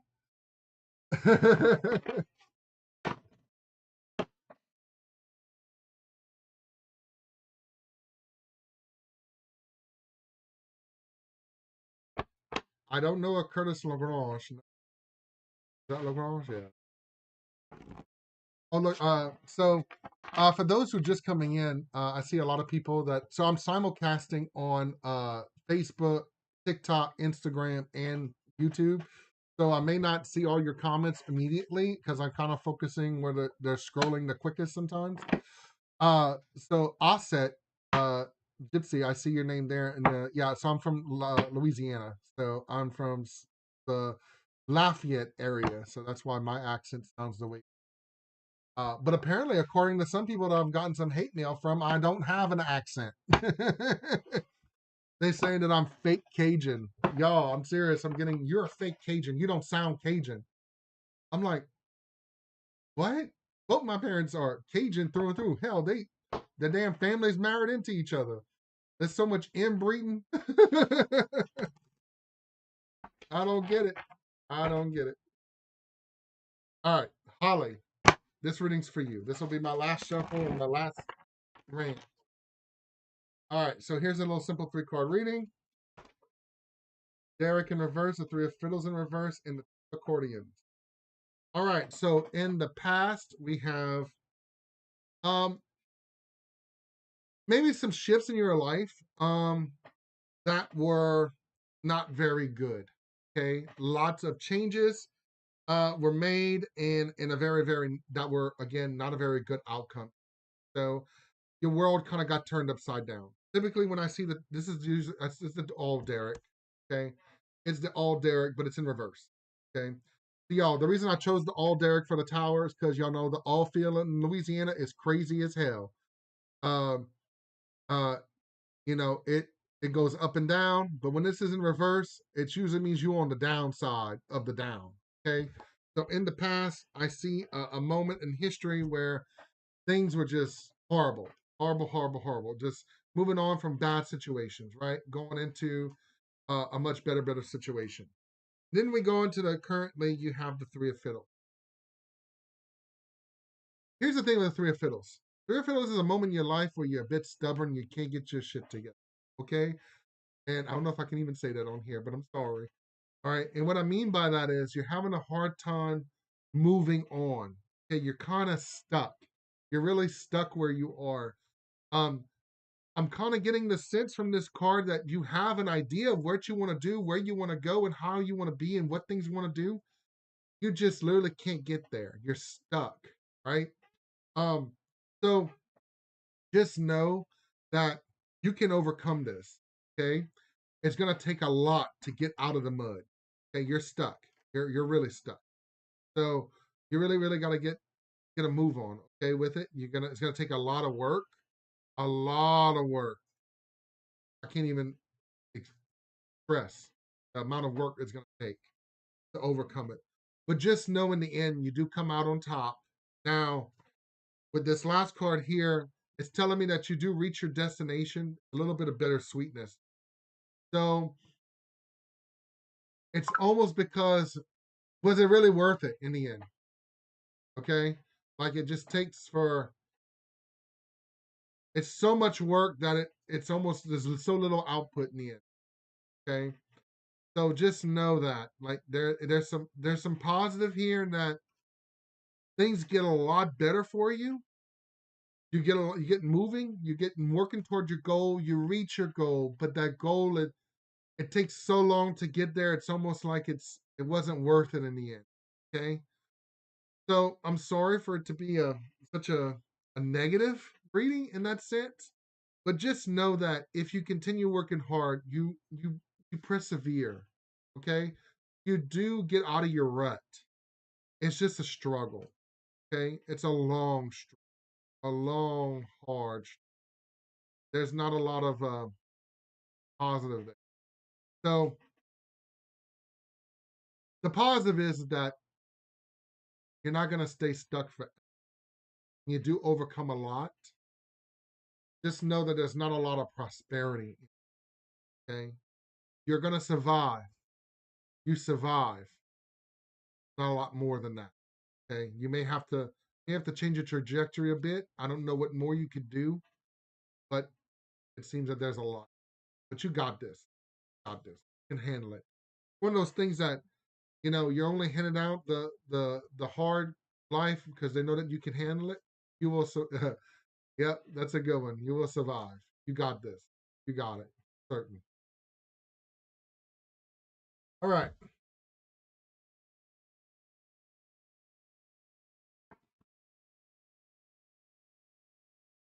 By the way, if anyone is interested in collaborating on, I think Tara and I have discussed collaborating. If you're still interested in that, doing like a little multi-cast, multi-live here, we can do that sometime. If anyone else is interested in that as well, we can have a private discussion about that. I am interested. These I like doing this. This is fun. So I am randomly choosing people that when I add, like, I'm just kind of going through. We have some conversation, and then we start once I kind of dies down. We then do more readings. So whoever's first that I see that says they want a reading, I give them a reading. Little simple 3 card, couple of minute reading. Oh, hey Taylor, I didn't realize that was you. Taylor, what is that icon? That don't look like you at all. Hiding back there. Oh, Taylor, we should do some readings together like that. Where we can you can do the astrology side if you're interested, and and it'll build both of our audiences that way.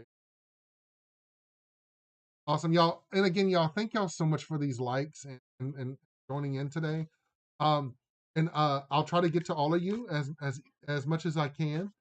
Uh, with readings. You know, I'm not. So on Instagram, some people are asking me, Wait, is that Instagram? Y'all don't even know which one's which anymore." Alex, I'm not charging anything for the readings. What I do is I just go at random. Uh, when I'm reading. Okay, so but like right now, I'm going to kind of shift it to our conversation. We were talking about haunted houses and places earlier and weird energy. Any of y'all have any experience with a haunting? Any experiences with a haunting? I'm looking for some haunted areas to go explore. So if y'all could give me some experiences with a haunting, I'd be highly interested, especially in South Louisiana, somewhere I could easily go to. Uh, oh, Tower, no trouble at all. No trouble at all. Like I said, just let me know, y'all. On Oh, your mother's house, Melissa. Really, really. What area, if you don't mind me asking, is that in?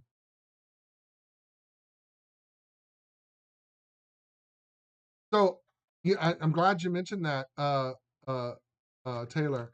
I had the only experience I had with a ghost as an adult was when I was in my early 20s, and it was near Iberia, and it was literally a man in white that I saw. I thought I hit him, and yo, I could tell he was Hispanic, he was Mexican, or some South American, right?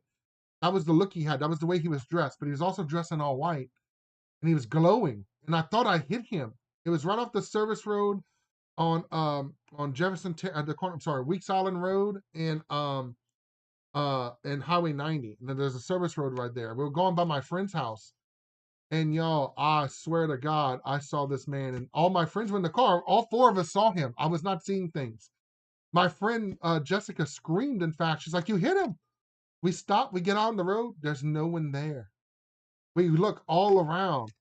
We moved the truck because I'm worried he's under the truck and we couldn't hear him.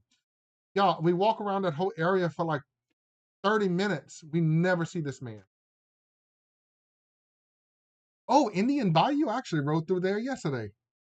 Not yesterday, sorry, Friday. I rode through Indian Bayou on Friday. That's cool. I would definitely like to see that, Erica. Definitely. Trailer in Morgan City, all of our toys floated around the house, and oh wow, that's so you had more of the poltergeist thing. That's really interesting. Wow. Also saw lady from the antebellum area when I was. Wow. And that's in the Evalds Parish area, Melissa. That's cool. That's real interesting. Y'all, these things can't be fake. There's no way all of us are having the same delusions. For real. Like that's my evidence. That's how I look at it. So I think the reason a lot of times we can't capture these on film is because it's at a certain frequency that only our minds can pick up, right? Because our brains are like little radios, and we pick up on these things. So sometimes it may seem like a physical manifestation, but it is in our mind, and we're all picking it up at the same time. So uh, I don't believe it's all delusions.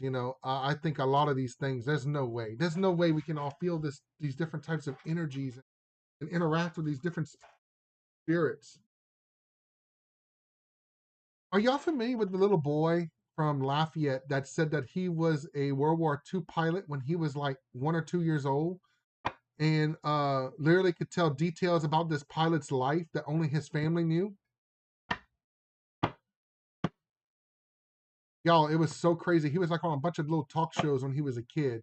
And he had all these details, and he just graduated from Lafayette High just a couple of years ago, so from my area. Oh, Alex, I see you talking about the Winchester House. I've actually been there. My sister in law is on my TikTok live. We and her were just talking when we visited our cousin in San Francisco. We went to the Winchester Mansion. Y'all, it was creepy, but it wasn't. I didn't feel haunted by it. I didn't feel any haunting there either. Um, I think it's just the creepiness of the house. I think that the old lady Winchester was stricken by the guilt that those guns had killed everyone, and I don't think she ever wanted to be in that business. But um, I think that's kind of driven her mad. I think her madness is what built that house more than Caldwell. Nope, never been to Caldwell. Isn't there a Caldwell Parish? Y'all, I swear I knew the parishes all at one time, but I don't know anymore. Um,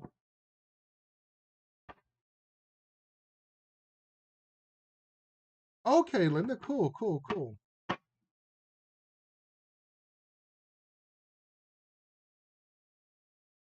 Caldwell's a parish, isn't it? I'm pretty sure it is. I'm not too sure. Uh oh. Yeah, all my feeds stopped at one time. None of them are moving.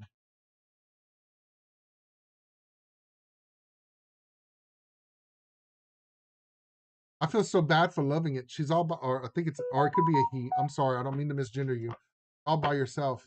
Oh, Caldwell House in Abbeville. Oh, no, I've never been inside, but I've been outside. I haven't felt any energy from it, but of course, I've only ever gone when it was going to the Episcopal church next door. So one of my friends is a priest, and he used to do services at the Episcopal church in Abbeville, which y'all is a cute little church. It's right next to the. It's a very small church. I mean, I think there's only 12 pews in it, and they're like can only sit 3 people in each pew. It is a Tudor style church, and it's Episcopal, so Catholic light. uh, it's cool. Oh,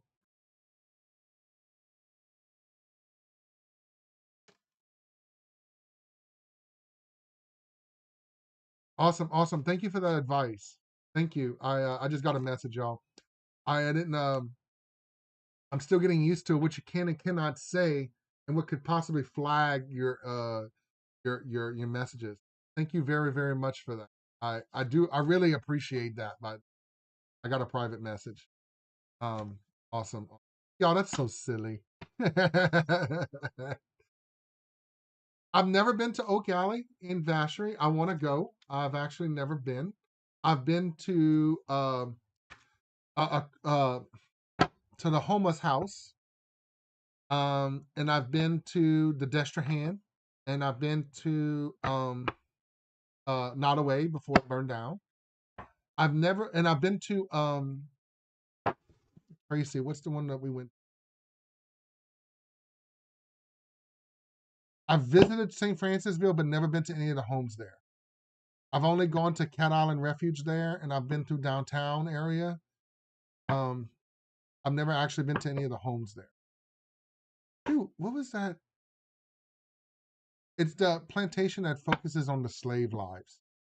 Um, and I know Destrehan does too, but this one does it too. That's all they ever focus on. You don't really learn about the house. You learn about the slaves and their struggle. And they actually have a monument to the slave revolt in Louisiana. By the way, there was a huge slave revolt in Louisiana. So if you ever want to check that out, it's really, really cool place.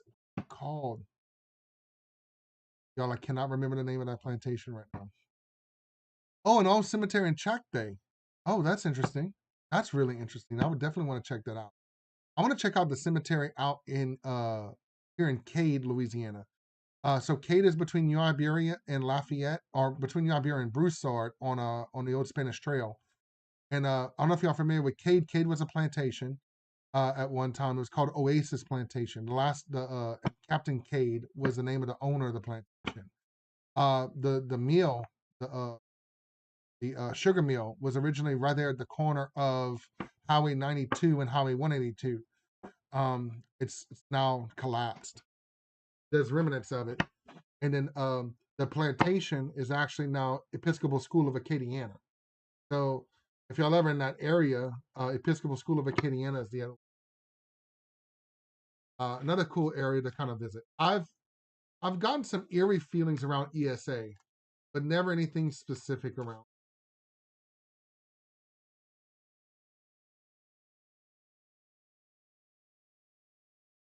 Y'all, I can't believe I've been talking and reading cards for 2 hours on here. This is crazy. I never do this. Okay, so I do feel like um I'm gonna do another reading. Do another reading. Who is interested in a reading? First one on one of the things to pop up that says they want a reading, I will go with you. All right, Soul Seeker. You've actually asked a couple of times. Sorry, wasn't able to get to you. Soul Seeker, this is from you. This is gonna be for you.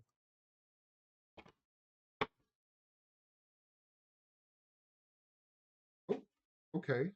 This right, cards off. Why? Okay, so these I went to shuffle and these three cards literally were already upside down. I put them on side. I don't know if they mean anything. We're gonna go. Okay, because sometimes I do feel.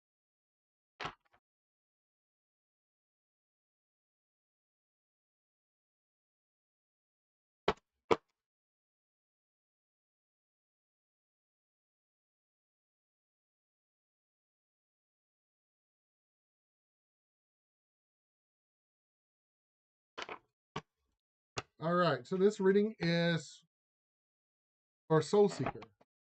Where's that? Oh, Soul Sucker. I'm sorry. So I wish y'all could see how I have my little setup here. Actually, I'll turn around since most of y'all on TikTok. So y'all see I have phones set up all across here in my laptop and then over here as well. So I got a lot of stuff going on here. So um, the little holder kind of blocks some of the words. That's why I'm going like this to kind of read around the little edges that I can't see. So sorry about that, y'all. Oh, Samantha. Okay. Okay. Well, it's nice to meet all of y'all. And again, thank you all for the likes and for tuning in and for participating. And I'm learning so much at so many different places now that I can visit. I'm definitely gonna have to go check out the Caldwell House in Abbeville since you mentioned that. That's nearby. You know, Chack Bay. You know, that's not far either. I'm always in that area. So oh, sorry, sorry. Ah, apparently a fly or something went in my nose. Sorry. That's embarrassing. Dang, Louisiana, you know, you leave a door open for more than 5 seconds and you got a herd of 50 mosquitoes that have made them way in.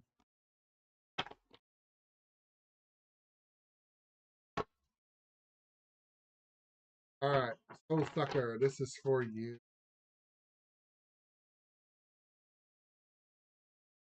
And we getting the negative readings tonight. We're gonna have to work on some positive affirmations with a lot of y'all. I ain't gonna lie to you. Now I will say yours turns out more positive in the future. So here we go. In the past, we got joie de vie in reverse. Okay, joie de vie is the joy of living, but also in reverse. Usually, when I see this card in reverse, it's always negative. Okay, I always say this is a moment of your life where your world has literally turned. Um, just things not going as planned, things not coming to full fruition like they should be. Just a huge disconnect, a huge longing for the things that others want and not quite get. Uh, you know, so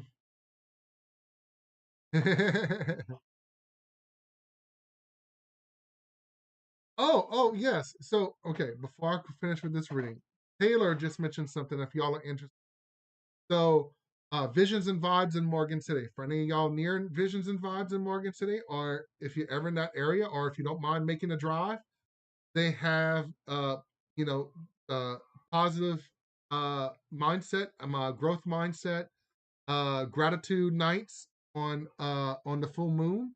So if you're interested in that, check it out. It's a little free event that she hosts down there. So okay, so it makes sense to you, huh, Soul Sucker, that we have a past of things that are just a lot of needs are unfulfilled, a lot of chaos in your life, right? A lot of things that just don't literally don't make sense to you. Just don't make sense, right? Okay. In your present, we got the Ace of Accordions in reverse. Okay, so Ace of Accordions in reverse.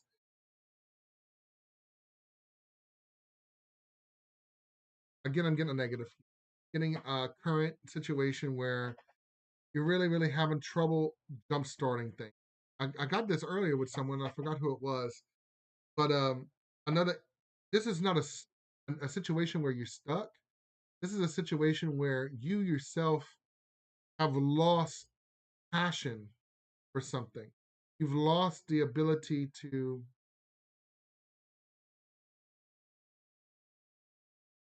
connect. Okay, you're very disconnected. Very disconnected. Um, it's left you with a lot of grief. Okay, a lot of tears. So just so you know, um, things get better. Things get better. This reading's for Soul Sucker. Um, only you can find your own passions. I'm looking at the other cards that fell out while I'm also. I'm referencing those because I felt those were the messages here as well. Okay. Uh,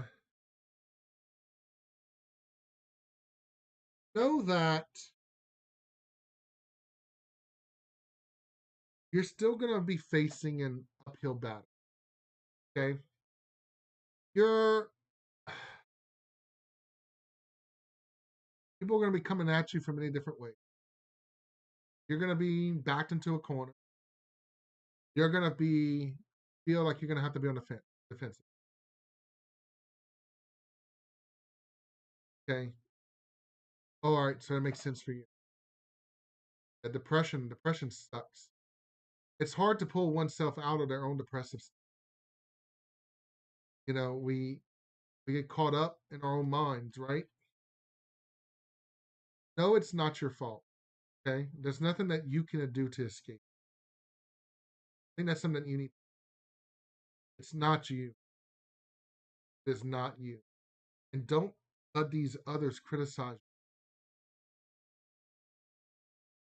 you. Getting the sense that from these cards here that you get a lot of flack for the way you feel. You cannot help the way you feel. Okay, you can't help the way you feel. Others are wrong for judging and attacking you for that reason. Okay, that's their problem. Know you're a good person and know that you are on the right track. I feel that I need to tell you that. I will tell you that in the distant future, things look a lot brighter, start moving a lot quicker for you, and you do eventually reach your acceptance and okay. Um, so just know that. No, this is not necessarily the last reading. I'm actually just going and going until I'm tired. Um, because I was actually supposed to stop at 9. It's now 10. I'm missing my favorite show with my old ladies. Y'all ever watch The Gilded Age? I love that show. It's like this old lady show. It's a bunch of all this social drama. And I know as a guy, that's typically not something that we'd be interested in, but I absolutely love the show. I don't know why. I've been following it for years now. It's on HBO for those who are interested. It's called The Gilded Age. Um, it's Julian Fellows, the same writer that wrote Downton Abbey. So if you love Downton Abbey, you're gonna love this one. It's very similar. It goes along with that. So if y'all like. Okay, so you understand this reading. Think I'm glad. I'm glad. All right, Tara. I will see you on your reading later. Okay. I will check you out. I'll give you a share and stuff. So.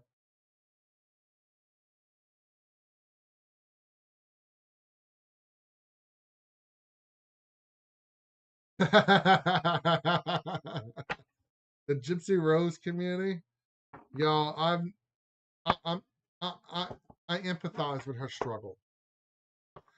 However, I'm not gonna participate in the honey boo boo lifestyle.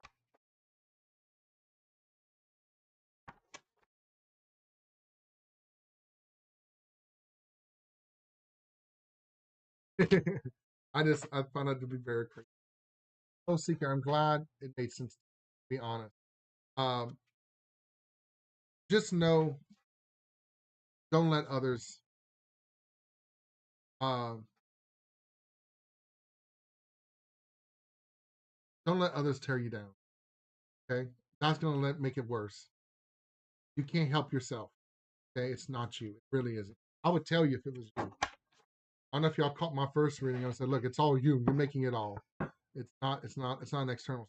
Here, it's all external, causing your grief. You know, you have your own thing to go through, and people are just making it worse. Okay, consider cutting them out if it's a problem for you. To be honest, it's you shouldn't have to deal with people who make you feel guilty for feeling the way. Oh, hey, yeah, my friend Tara there said that she thinks she knows you, uh, and she was mentioning your sister and stuff the other day. So I think y'all may know each other. What's that? That little town. I can't think of that little town, y'all. As I get older, oof. Yes, there's a lot of books about traiteurs. You know what? Give me a second. I will go get a couple of my books that I have, and I will bring them back. Okay? So give me 1 second, and I will go get those.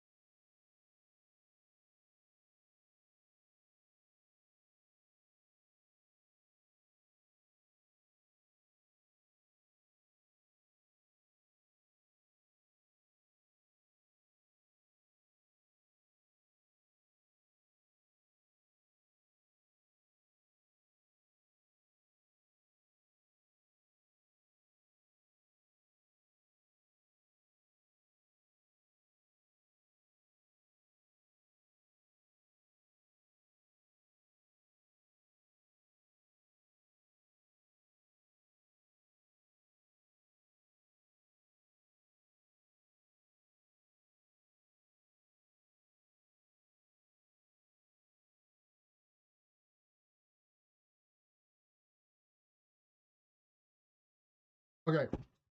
So I went and get some books on traiteurs that people were asking me about. So that's what I brought back here. So the first one, and I think I don't know if I could figure out how to flip this backward.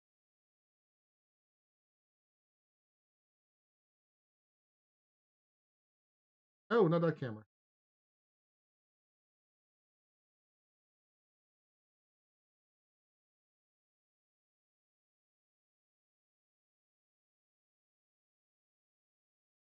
There we go.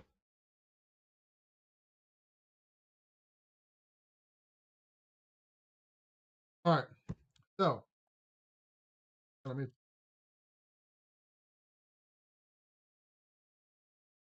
All right. So this is one good one. This is Traiteurs in Francophone Louisiana by Dana David Grova Grovo Bravo. Okay. So um this one's in French and it's in English. So the first part's in English, the second part's in French. So if you flip it over, it's in French. Okay. But I will say this. It's short. It's very short and sweet. Okay. And it's a good book on traiteurs.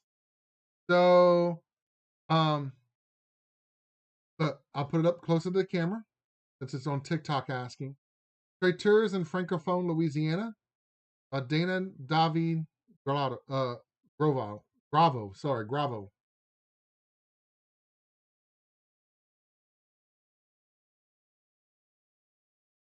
All right. Don's a good one.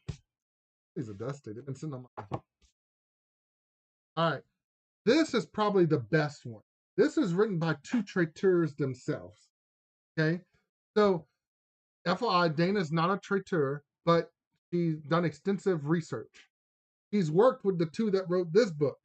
Okay. So, these people all know each other. I've been to their classes. Okay.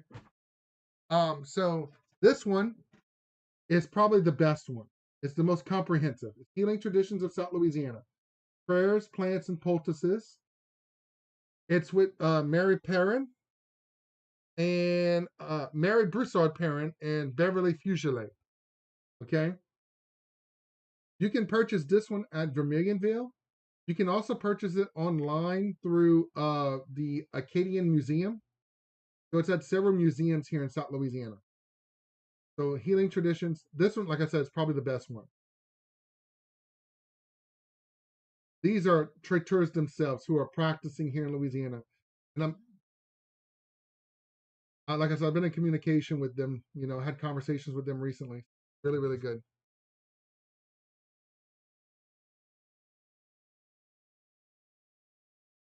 Yes, Dawn. I have heard of traiteurs practicing along the line of more of a like gray magic. Now, not black magic in a sense, not anything that would be like vengeful magic. But I have heard them do things like bindings. Um, and vanishings and things like that. So there are traits. So here's the thing: some people get mad, were very mad, because I said witch doctor. I referred to a traitor, and y'all, there's different types of traiteurs. So just because someone's family line does one thing doesn't mean all traiteurs are doing the same thing. You have traiteurs when you start to get down into the Bayou land, Louisiana. That's more mixed with hoodoo than traiteurs in the Lafayette area. That's more along the lines of uh of of very very more Catholic in that sense, right? And more of a that Cajun folk magic as opposed to the Creole folk. Um, so it kind of depends on what they're working with, right? Because some people say Julia Brown was a traiteur, and they say she cursed the whole town. So it kind of depends on again your region. There's a big difference in Louisiana from the Bayou region, and I'm talking about Lafourche Parish and uh and Terrebonne Parish down there, and all those in the swamp regions, and the Prairie Cajuns that are, you know, Lafayette, Vermilion, and that way. Okay, that's a whole different type of Cajuns.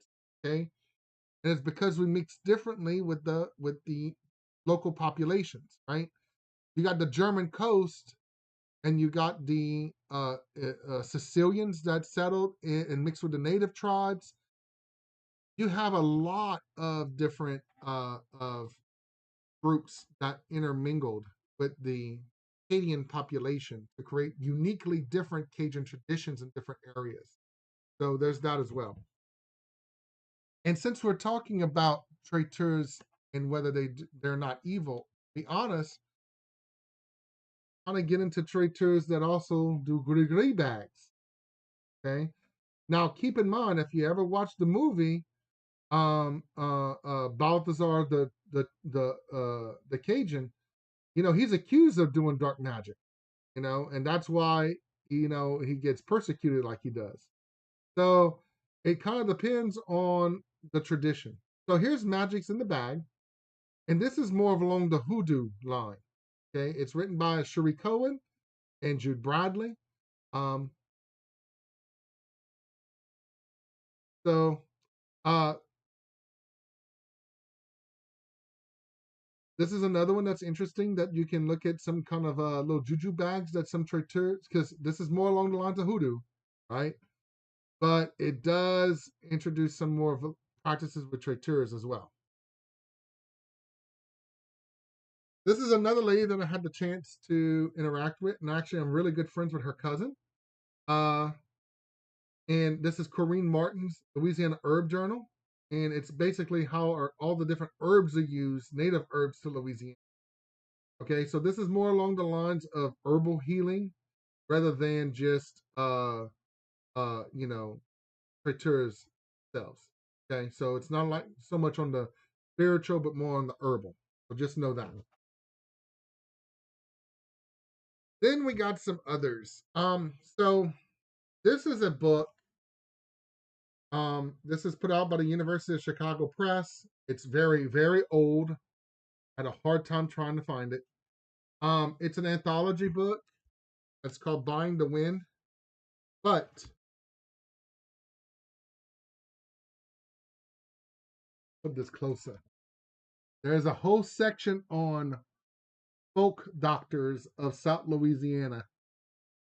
And this professor who came and studied in South Louisiana was the one that studied the folk traditions of some traiteurs. And this is where we get traiteurs being, and this is from 1947, y'all. So this is a very old book. So some of the language is outdated. I will say that. So Elizabeth Brandon is the one who wrote this book, and she's the anthropologist. I'm sorry, sociologist. I just realized that the sociologist who wrote this book. And she talks about traiteurs or folk doctors in Southwest Louisiana, and it goes on for a number of pages. It's actually very, very detailed. Um, he goes to St. Landry Parish and to New Iberia, and so her people are more along the lines there.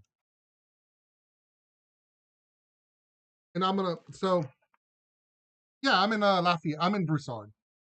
So this is the part where she does a compare and comparison to uh, compare contrast between traiteurs and witch doctors.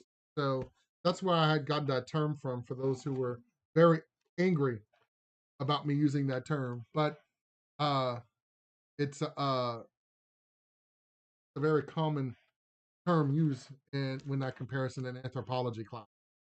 And I did um, I graduated from college with a degree in religious studies with a concentration in Louisiana history. Oh, awesome, Wendy. That's really cool. Yeah, well. I have this is where my ancestral grounds are. So I say I'm not. I moved to Broussard when I was an adult, but and my ancestral roots are here. I'm actually literally living on my ancestral family's land. Yeah, Barrett Onslet was my professor and Carl Brasso was my other professor. I had Barry Onslet for several humanities classes actually. We had a really, really awesome class on it was called The Good and Evil. I actually still have the books from it. That's really cool. All right, so here's another book. It's called American Folk Magic. This is another old book. I don't know if you can tell. It's actually some of these books took a long time for me to find. I'm not gonna lie to you. I had to search some of these down. This one specifically is on folk magic in the South. Okay. What is it this year? Oh, this is from 1976, so it's older than me. About 50 years old. Um, let me see. French Louisiana medicine. Right here. And it's by Elizabeth Brandon as well. So Elizabeth Brandon from the University of Houston. And again, she wrote this article in 1958.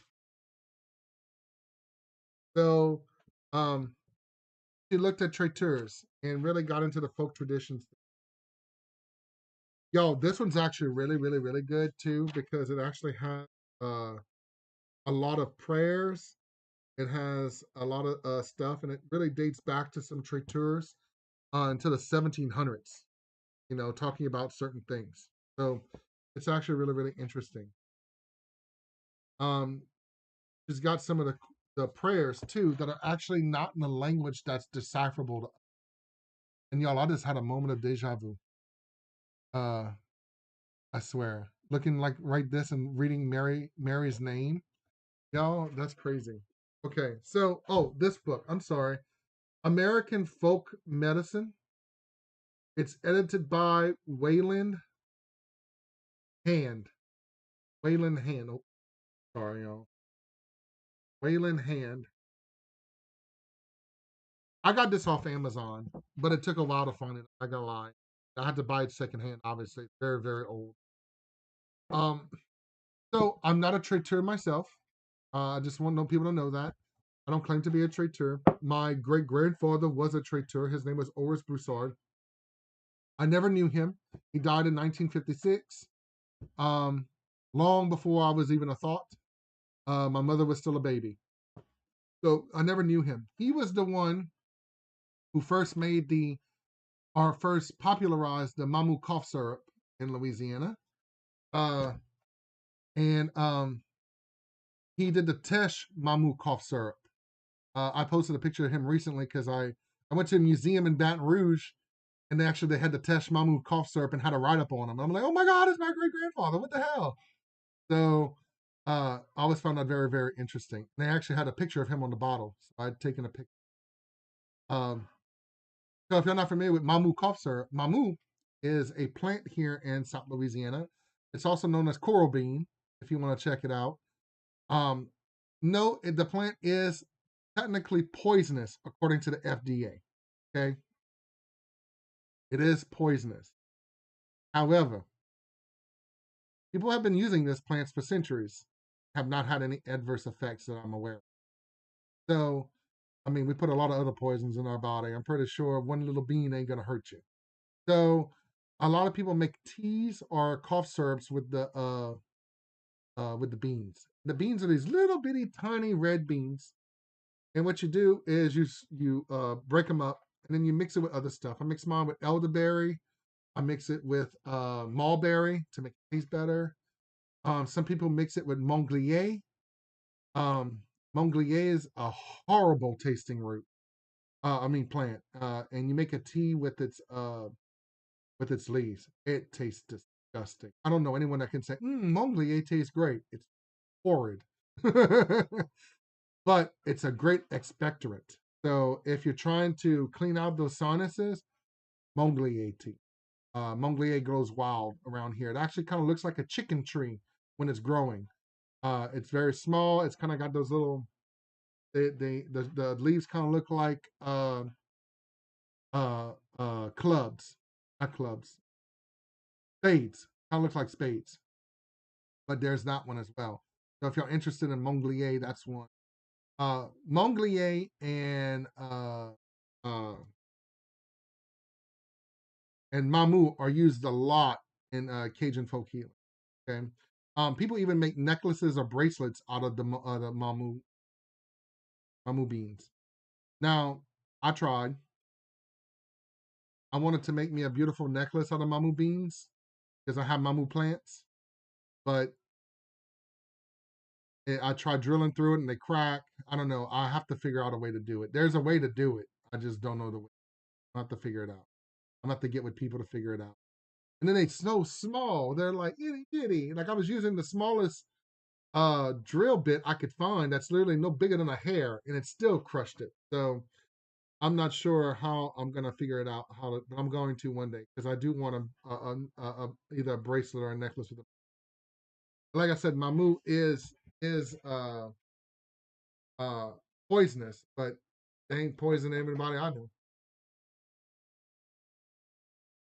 Oh, awesome, Mary. That's really, really awesome. Really, really that you're a traitor. It's a dying breed. Please, please pass it on to some family because it's really, really important. I was talking with Mary Perrin, and they were talking about possibly even hosting a class just because the traditional way of passing it down has become so narrow. So many people are not interested in learning from their family members anymore. It's dying, and I think it's necessary that we pass this on. And I do want to learn. I I'm hoping, because my family does have the lineage. It just died with my great grandfather.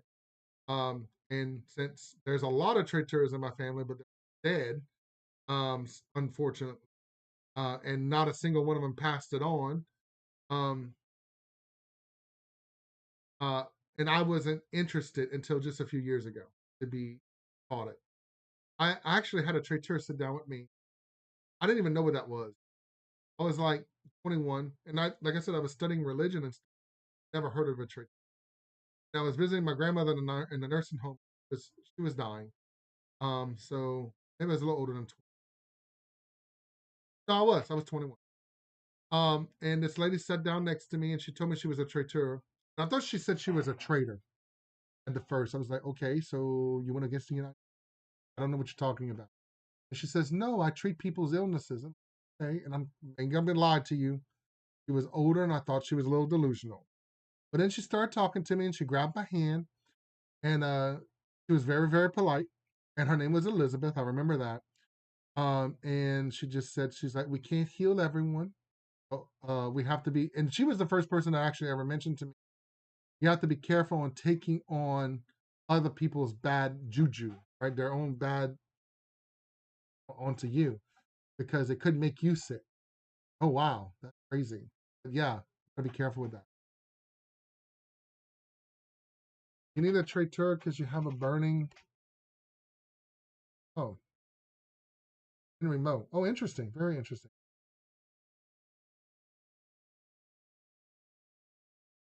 Very interesting. Very interesting. Yeah, there's different traditions with traiteurs that when I'm speaking with people and they're actually mentioned in these books. Um, some saying that it has to be passed from male to female and it has to be in a family line.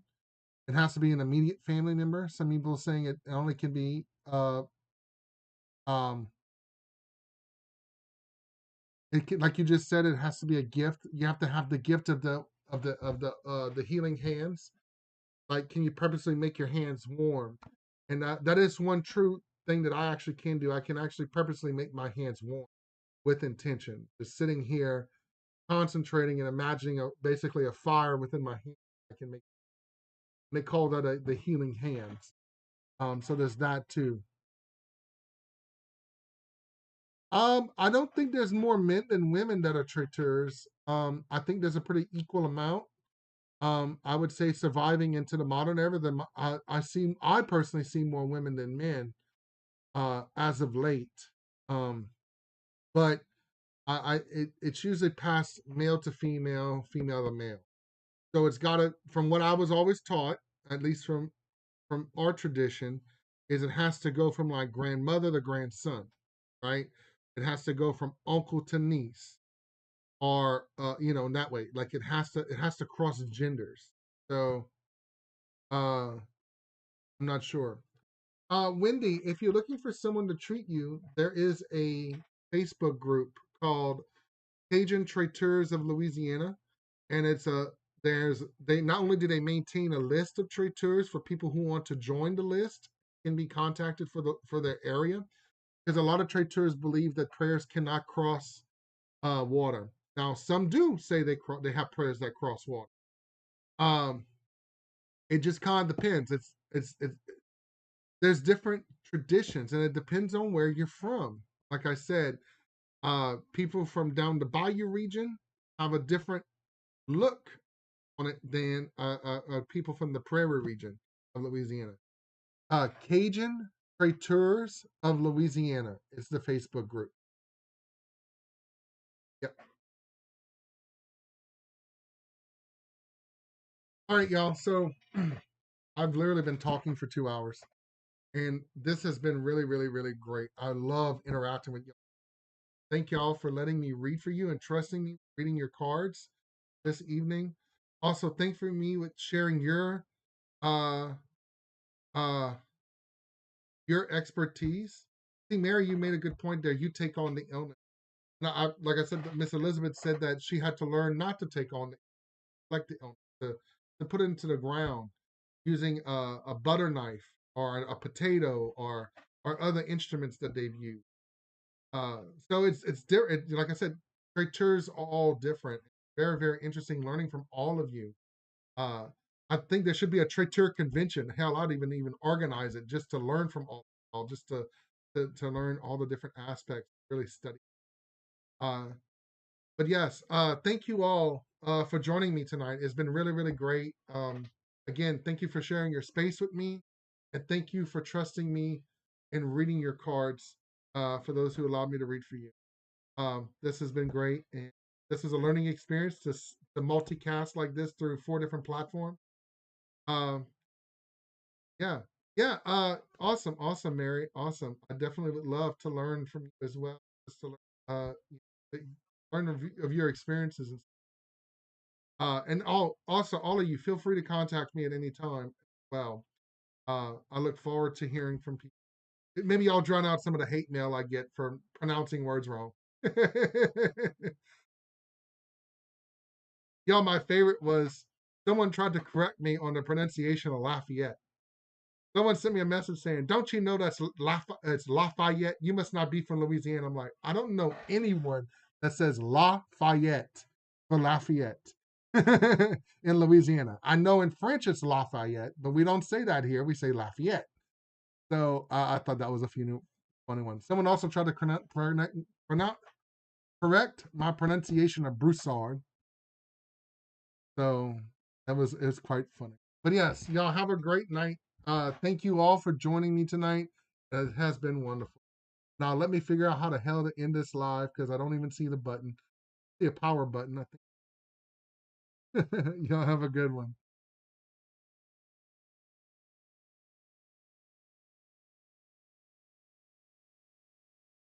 And